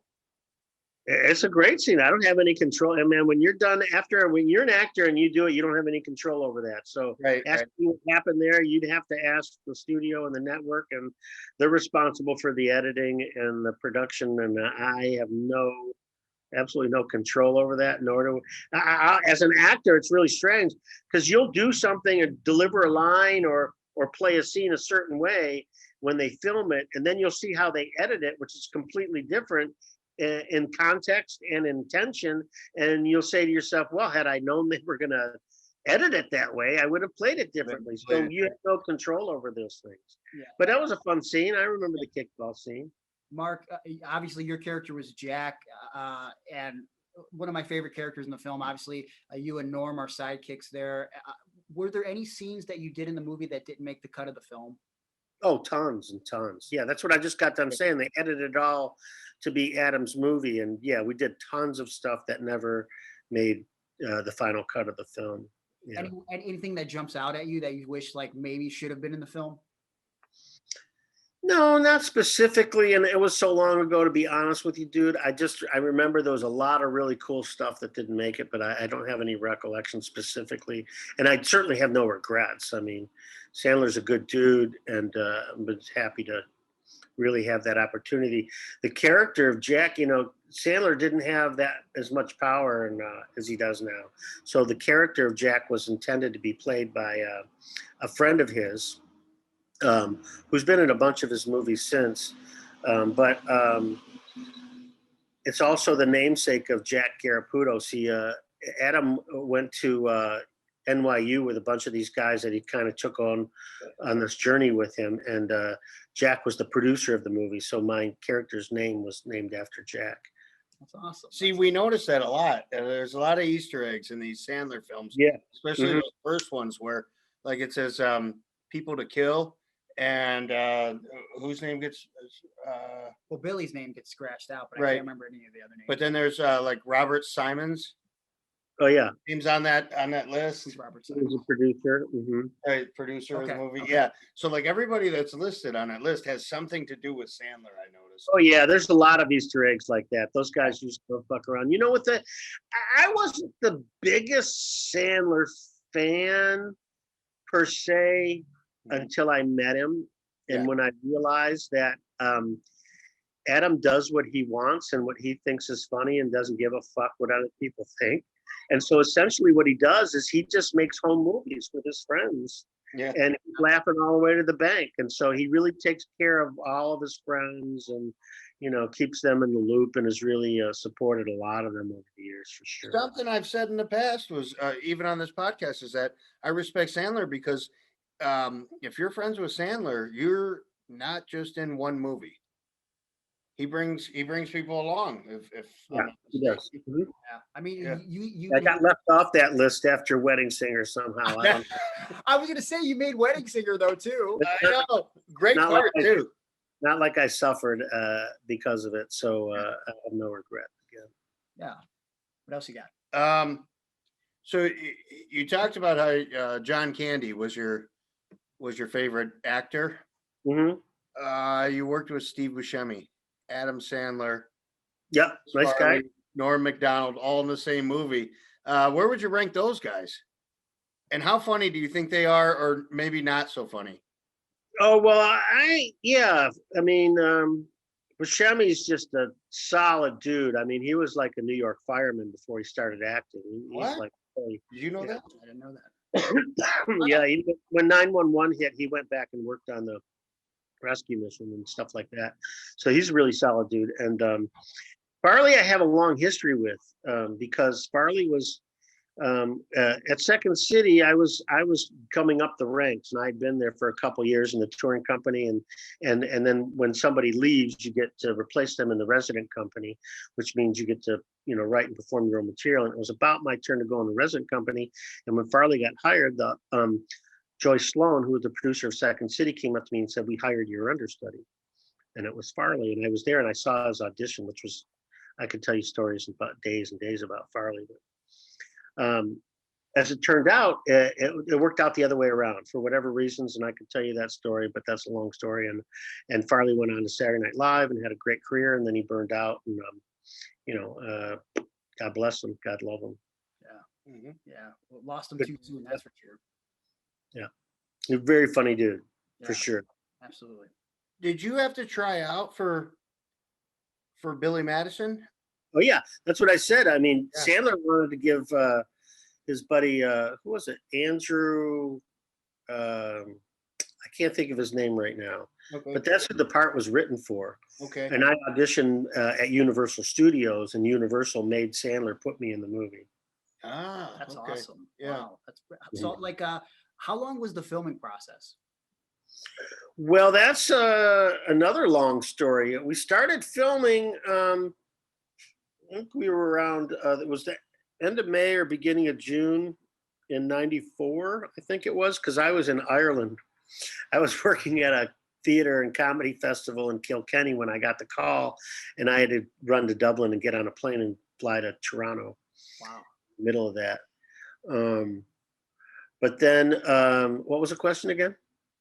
How long was the filming process? Oh yeah, so we started filming for like 2 weeks, and the dude who was the director got fired.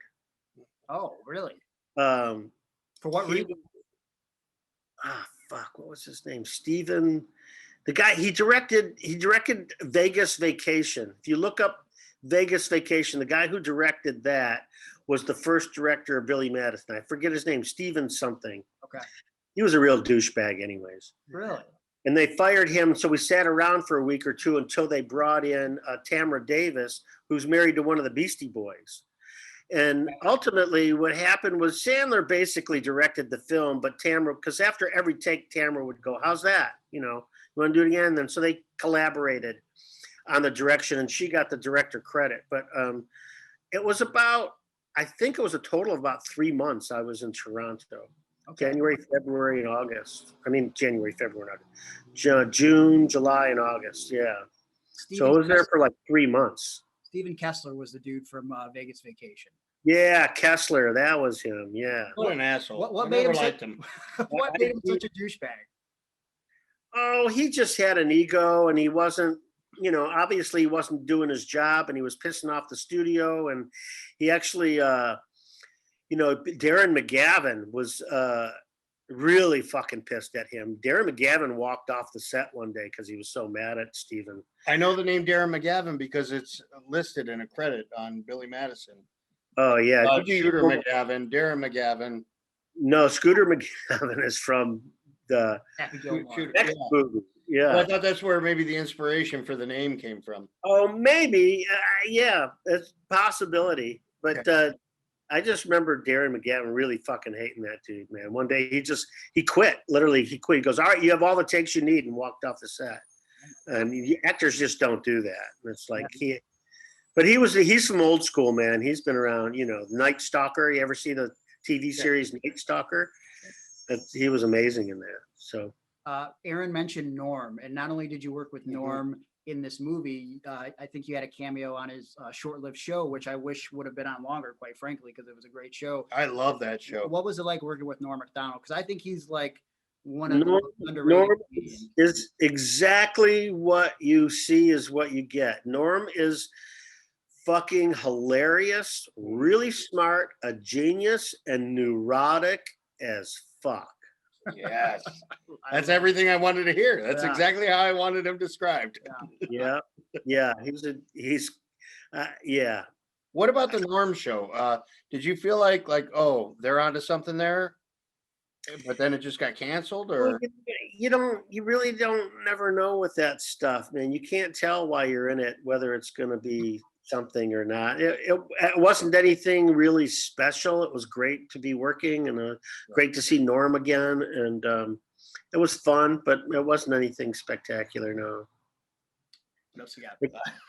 I was thinking about the Norm show, and there were so many things that were done then that would be canceled now. Oh, absolutely. Oh, yeah. 98? Yeah. Yeah. No I don't know if it was 98. Yeah, whatever. But I remember Norm had a gay friend, and he didn't know was gay.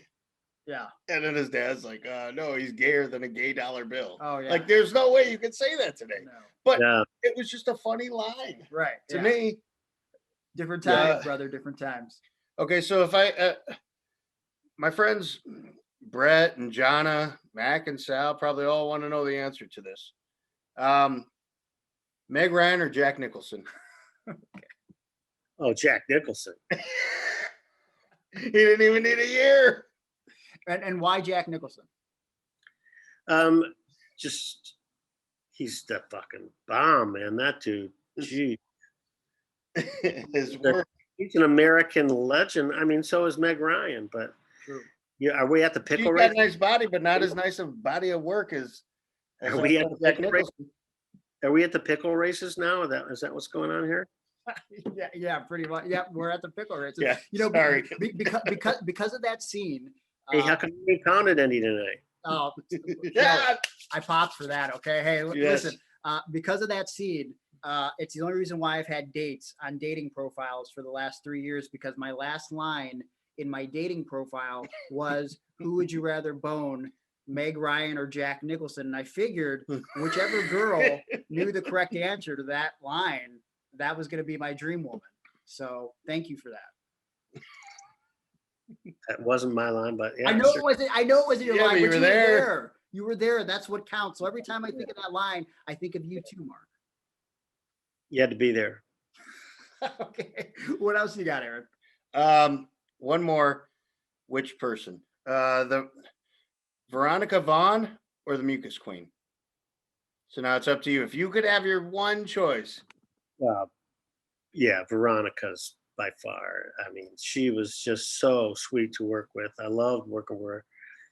And she's married to the tennis fucking guy. Sampras, right? Yeah. Pete Sampras? Mm-hmm. Yeah. We were just talking about her. Lovely meeting her, working with her. We really had a great summer. That was really fun. Yeah. Do you ever get upset that there was never like a spin-off sequel with Jack and the Mucus. To this day, I'm waiting. There's all they're doing is reboots of everything now. I'm like, Right. why aren't we doing a reboot of Billy Madison? We Listen, we need Seriously. we either need the direct sequel or just Jack and the Mucus Queen gets their own movie. Where are they at 26 years later? Okay. Yes, and. I love the idea. Obviously, you have been coming up with scripts, so maybe this is something you write. I'd love to see it. Well, that's not my wheelhouse, but I would love to be in it. Have you been working on anything during the pandemic besides the Zoom play that you were talking about? Any scripts or anything? Oh, man, I've just been slammed with all kinds of great opportunities. I'm teaching classes online all the time, seminars. I have a writing class. I have 2 improv acting classes, starting a scene study thing here at the local theater here in Kihei to help the community theater and support the community here. And there's so many things. I'm going to talk on 3 different movies, but until I get a contract and a plane ticket, those are all just talks, and that's fine. And it's all good to be wanted and in negotiation for things and auditioning for stuff over in Oahu. There's Hawaii Five-0 just wrapped, but they're doing a Magnum PI and a bunch of movies, a lot of Hallmark movies and stuff like that around here. Now, how much action is the tuba getting these days? I know you said you got it right in front of you right now, but are you giving tuba lessons and stuff too? No, I don't give lessons on tuba. I love playing. I have a great show I do called Tubazar, Tubaczar, and I am the czar of the tuba. And my show, I invite other artists to come play their music. They just have to write me a tuba part to play along with them. So and I would get like Lawrence Juber, who was Paul McCartney's guitarist in The Wing, would do my show a lot. And Marcy Levy, who wrote Lay Down Sally for Eric Clapton, does my show quite often. And a lot of local great songwriters and folk artists around LA. I did it here once during a pandemic, and we taped it, but it hasn't been edited and produced yet. And I had like a lot of celebrities, friends of mine, Emo Phillips, Harry Dean Stanton, the great Harry Dean Stanton did my show. So it's just a lot of fun to play and fuck around. And I love playing music. And, it's another way to just, this ensemble work we're talking about, whether it's wrestling or improv or music, it's all basically the same, philosophy and the same joy I get from making my partner look good. You look twice as good. And with the tuba, I try and surround myself with people who are 10 times better than me and attempt to keep up with them, which I can't, but I love playing. Well, that's the illusion I've created within wrestling. I mean, my story is unique is that I'm a pro wrestler with cerebral palsy. So it's a neurological disability from birth, and I'm not the biggest dude in the world. So I have to surround myself with guys that may make me look better. But, I've learned some wrestling psychology over the years. And again, what you say resonates with me. You have to make your opponent look better. So therefore you look as good as possible. My dad takes wrestling very seriously. And when I lose, he asked me, why do you lose every match? And I say, Dad, I would get paid the same either way. Also, I would lose every day because like my story is that of the underdog. Like I know my role as a performer. And so if I have to be down on the mat every match, I'm okay with that as long as my opponent looks good, right? Well, you're a very unique human being where you know the difference between thinking and living from your heart, and then as opposed to your ego getting in the way of all that. There's a great documentary by an A-list Hollywood director named Tom Shadyac. The documentary is called I Am, and Tom Shadyac's done movies with Robin Williams and Eddie Murphy and Jim Carrey and on and on and on. You'd know almost all of his work if you know. In the documentary I Am, they talk about how the heart sends more information to the brain than the brain does to the rest of the body, which I just love because if you really, really, absorb that, you do most of your thinking with your heart, whether you know it or not. And if you think about it, like every time you get cut off in traffic, what happens? Your heart starts pounding 1,000,000 miles an hour. and so really you do most of your thinking with your heart, and your brain is just a housing for your ego. And if you can separate the two, you can let your ego drive your inertia or your desire to grow and evolve. But your heart really is what is what we need to fill up. And especially like we talked about earlier, during this pandemic, the most important thing for everybody is mental health. Because if you don't have that, then everything just goes to shit. And that's been one thing about living here in Maui is, it's been very mental health friendly. Yeah. Even during the strictest quarantine, when you couldn't go outside, there's no maritime law. So they couldn't stop you from going in the ocean. I mean, you couldn't be in a park, you couldn't be on the beach, but as long as you were in the water, the cops wouldn't fuck with you. So I just turned 60 years old in December. For the first time in my life, I exercise 7 days a week because I just got in the habit of going in the ocean every day. So now I snorkel and swim with sea turtles and whales 7 days a week, and it's just been the greatest gift ever. That's awesome, man. It sounds like you're living your best life. Yeah. Mark, you talked about thinking with your heart. And I feel like sometimes as a performer, I think more with my heart than my brain. And there have been, as a performer, I've had my ups and downs. And there's been times where I thought about quitting. But I often say in a joking fashion, I think I'm too dumb to quit because I'm so passionate about wrestling. So as an actor, I mean, clearly there's peaks and valleys when it comes to finding gigs and everything. Did you ever have a moment as an actor and as a performer where you just thought, there's too many politics, I don't know if I can continue on with this? Yeah, I mean, it's called show business, right? Show is the easiest part. It's the business that'll eat you alive. And LA is a very user-friendly town to begin with. I've had moments where I've struggled, and I've had moments where I'm broke, and I have moments where I don't know where my next meal or my next job is going to come from, and it's very disheartening.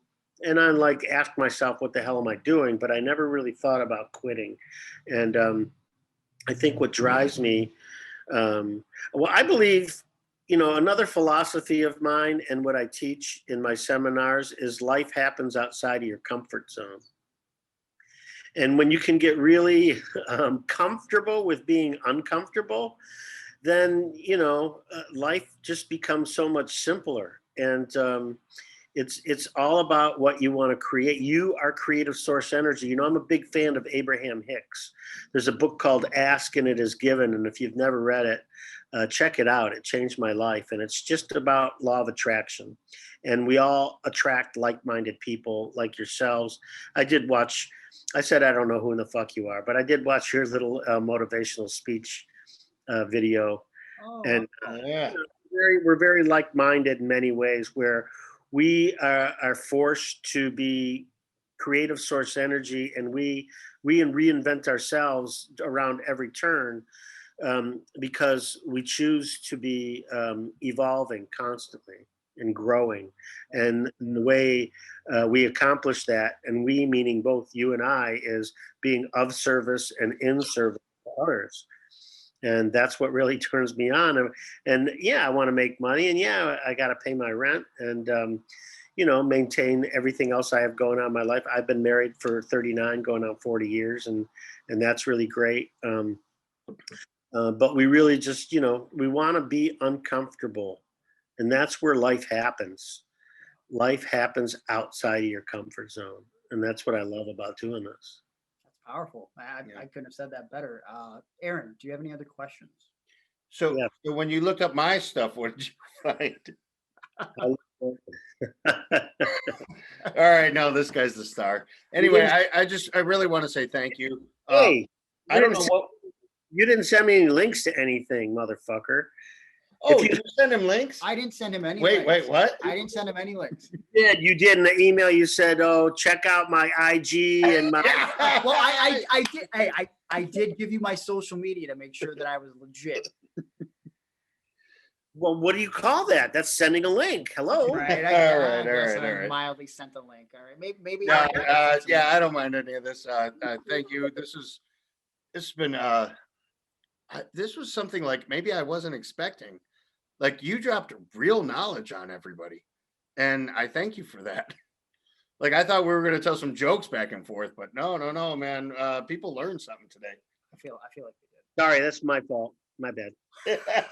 No, I'm way happy with that. No. I learned stuff. No, He learned stuff. It's super inspiring that, like, you know, you're out there, you have such a positive mindset, and I think a lot of people can learn from that. And you know, I mentioned it earlier that more wrestlers should probably take acting classes. If for some reason, if a wrestler or a non-wrestler wanted to get in touch with you to maybe get a hold of some acting tips and tricks, how could they get a hold of you? Same way you did, markbeltzman.com. Heck yeah, it's a great resource, right? And also, you know, you did allude to maybe busting out the tuba. Is that a possibility? Yeah, but let's follow up here. So yeah, markbeltzman.com, and you can reach out to me for anything.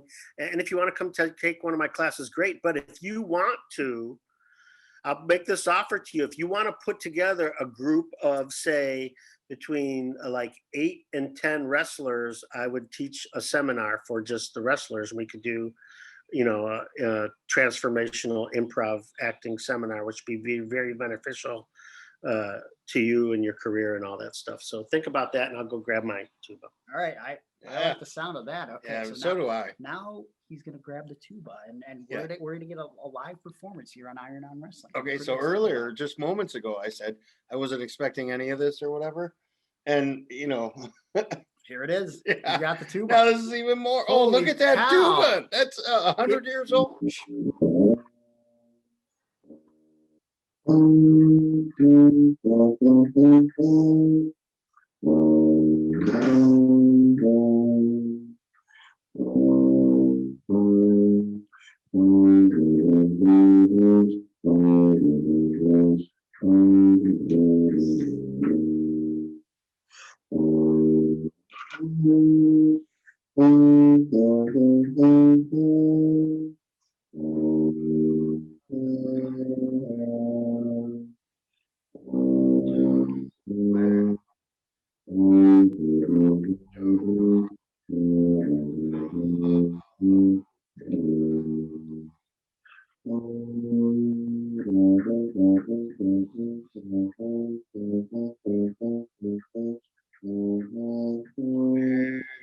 You'll find me.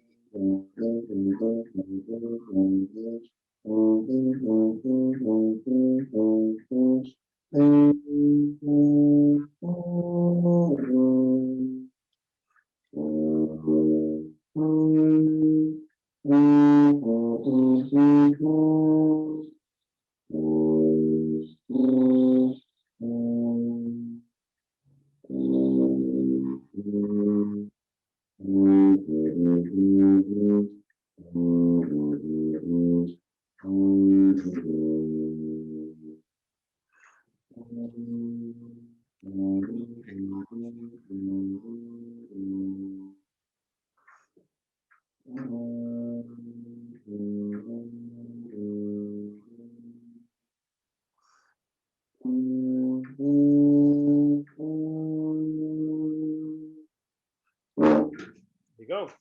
Oh, I feel like that was for me and all of my Palace Youth Theater comrades that were, we were in the Wizard of Oz, and that feels like, that brings back memories. That was tremendous. Yeah, thank you so much. Mark, you are the man. Yeah. Thank you for your time. Thank you for making this guy's birthday, and thank you for helping us honor our all-time favorite. Did you get my mail? I did get your mail, and I loved it. I presented it to him before we started the podcast, actually. Brother. Okay. Oh, yeah, big business right here. Yes. Thank you. Okay. Yes, seriously, can't thank you enough for everything. And hopefully, I guess it's important to ask this now that we've had this candid conversation. Nope, we're still not friends, dude. Damn it, you're a son of a bitch. I knew it, nobody could ever be your friend. You have to consummate that relationship somehow. Oh, that sounds. I'm ready. Aaron's got it. Aaron's ready. Okay, well, I've done worse for money, I guess. Hold on. All right. I've done worse for free. What are you talking about? You got my information. You got my email. Reach out anytime, brother. Happy birthday, Aaron. Nice to chat with you. Thank you, Mark. Aloha. What a great interview. Thank you so much. Thank you. That was the interview with our Billy Madison mystery guest, Mark Beltzman. Can't thank him enough for his time. Man, Aaron, you said it at the end of the interview. Not what I expected. Yeah. How do you feel? No, I feel enlightened. Yeah. Yeah, I feel real good. I'm so happy. Quite the birthday present. Yes, it was. Yes, it was. You know, when CWA used to promote, and a lot of indie feds used to promote a mystery NWO opponent, yeah, it was always a letdown because it was Virgil. Sure. But you had a Billy Madison guest. Uh-huh. Mystery Billy Madison guest. Sure. On. And it wasn't Adam Sandler. And it wasn't Norm McDonald. No. And it wasn't the woman that married Pete Sampras. Bridget Wilson. Yeah. Beautiful woman. So, but however, and it wasn't the woman who played Juanita. No, I tried to get Old Man Clemens, but he's passed. I tried to get the lunch lady. Yeah. She's passed. That's too bad. I looked into the Wait, the one that says you like them extra sloppy? You like them extra sloppy? Have some more sloppy I mean, Joes. listen to me. I'm very happy about the guests that we did have. Oh, yeah. Mark. So I'm not unappreciative of that. I'm just starting to think of all the possibilities now that you're mentioning all these ones that have passed. Mark was super inspiring. He really did drop some knowledge. And like he said, go to markbeltzman.com, look him up, do some research on him if you're interested in acting. Or if you're a wrestler who wants to brush up on some improv skills, Mark is the guy to talk to. That's Beltzman, Mark Beltzman. Hey, and people shouldn't sleep on that. Like, really, your improv skills are your best skills. Super important. Yeah, very. But, okay, so it's the end of your birthday. Yep. I mean, as this is airing, it's way past your birthday. Any parting words that you want to give our listeners? I mean, you did receive some nice gifts. Perhaps maybe you want to, thank them or something. Well, thank you, everyone, for my birthday gifts and for making my birthday a special one. And I appreciate Greg and all he did, and because I think that's what you were going for, right? You like when I put you over? You don't have to thank me. Yeah. Okay? I know that I went above and beyond the Call of Duty on this one. You said duty. Mark Beltzman, my good friend. He never officially said... said... Not our good friend. Okay. I don't know if he's accepted you yet. But as soon as we finished the podcast, he gave me a little snap on Snapchat. What? Yep. I don't believe you. Okay, I'll show you the picture in a minute. All right. And then I'd like to thank Manscaped. And Jared for that awful ad. The worst ad we've ever done. Because you thought it was a good idea to call that fuck. So thank you for everything, everyone. And I'm not going to thank Bushwhacker Luke. Bushwhacker Luke, I'd like to thank you for your time and your unwanted hand on my prepubescent anus. Okay. So, there's those things. And definitely, oh, hold on.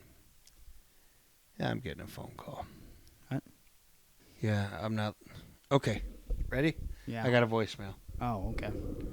I guess we could just do this right here. Right now? In front of all these people. Okay, here we go. For Mr. Aaron Simmons. Happy birthday to you. Happy birthday to you. Happy birthday, my darling. Happy birthday to you. And many more. Now, if that wasn't satisfactory, call me back. I will give it to you in person. Bye, darling. Wow, was that Grandma? That's Grandma. Wow. I'm very jealous right now. I got to meet Grandma a little earlier. Yeah. And she even left you a voicemail singing happy birthday after. That is every year. Thing. I love it. Every year. So, yeah.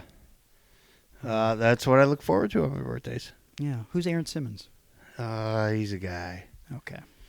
So, Well, that's the end of this show. Hey, I hope you guys enjoyed this one. Come back again next week for 102. I should have asked Mark what was better, shampoo or conditioner. Damn it, yeah. But he wasn't in the bathtub. I feel like he would have been annoyed if you asked that. Yeah, okay. He was already kind of annoyed that I was inspired by the Jack Nicholson, Meg Ryan line, even though he didn't say it, which I know he didn't say. But he was in the scene. Yes. But whatever. Next week is 102, and it'll be a good show. What do we got? You'll know when I know. Whoa! There we go. Whoa! Until Improv, then, huh? Follow the podcast on social media at Iron on Wrestling. Right now, we've been posting all of the photos from the Brian Pillman Memorial Show. If you listened to the podcast last week, at this point, you've probably already watched The Dark Side of the Ring with Brian Pillman. Brian Pillman Jr. was the guest this past week, so check that out if you haven't already. Follow us on Twitter, Instagram, and Facebook. That's at Iron on Wrestling. You can follow me on social media at Gregory Iron, at Gregory_Iron on Instagram. Twitter was the other one. Facebook I'm on as well. You can email me, Gregory_Iron at yahoo.com. You can contact me there or via DM to book me for wrestling seminars, motivational speaking engagements, either in person or via Zoom, and whatever other things you want to email me about. ProWrestlingTees.com/Gregory Iron, where you can get all of my merchandise. There's Aaron shirts there. There's the Fruitation shirt. And everyone on Patreon at the $20 and up level are going to get some special Rod Destiny items that no one else is going to get in their package. No. But this week on Pro Wrestling Tees, there should also be a Rod Destiny t-shirt. What? That you can get your hands on. Yep. And I'm not keeping it up there for long. I might only keep it up there for a month. So if you want it, you got to get it while it's there. ProWrestlingTees.com/Gregory Iron. Aaron, what would you like to plug? Now, if you want to say happy birthday, it's too late. But if you want to say happy belated birthday, I'm at Fair to Air on Twitter, at Fair to Aaron on Instagram. I appreciate you. All right, and that's the show. Next week, come back again. Until then, here is a succulent kiss goodbye. Don't take no rhythm, don't take no style.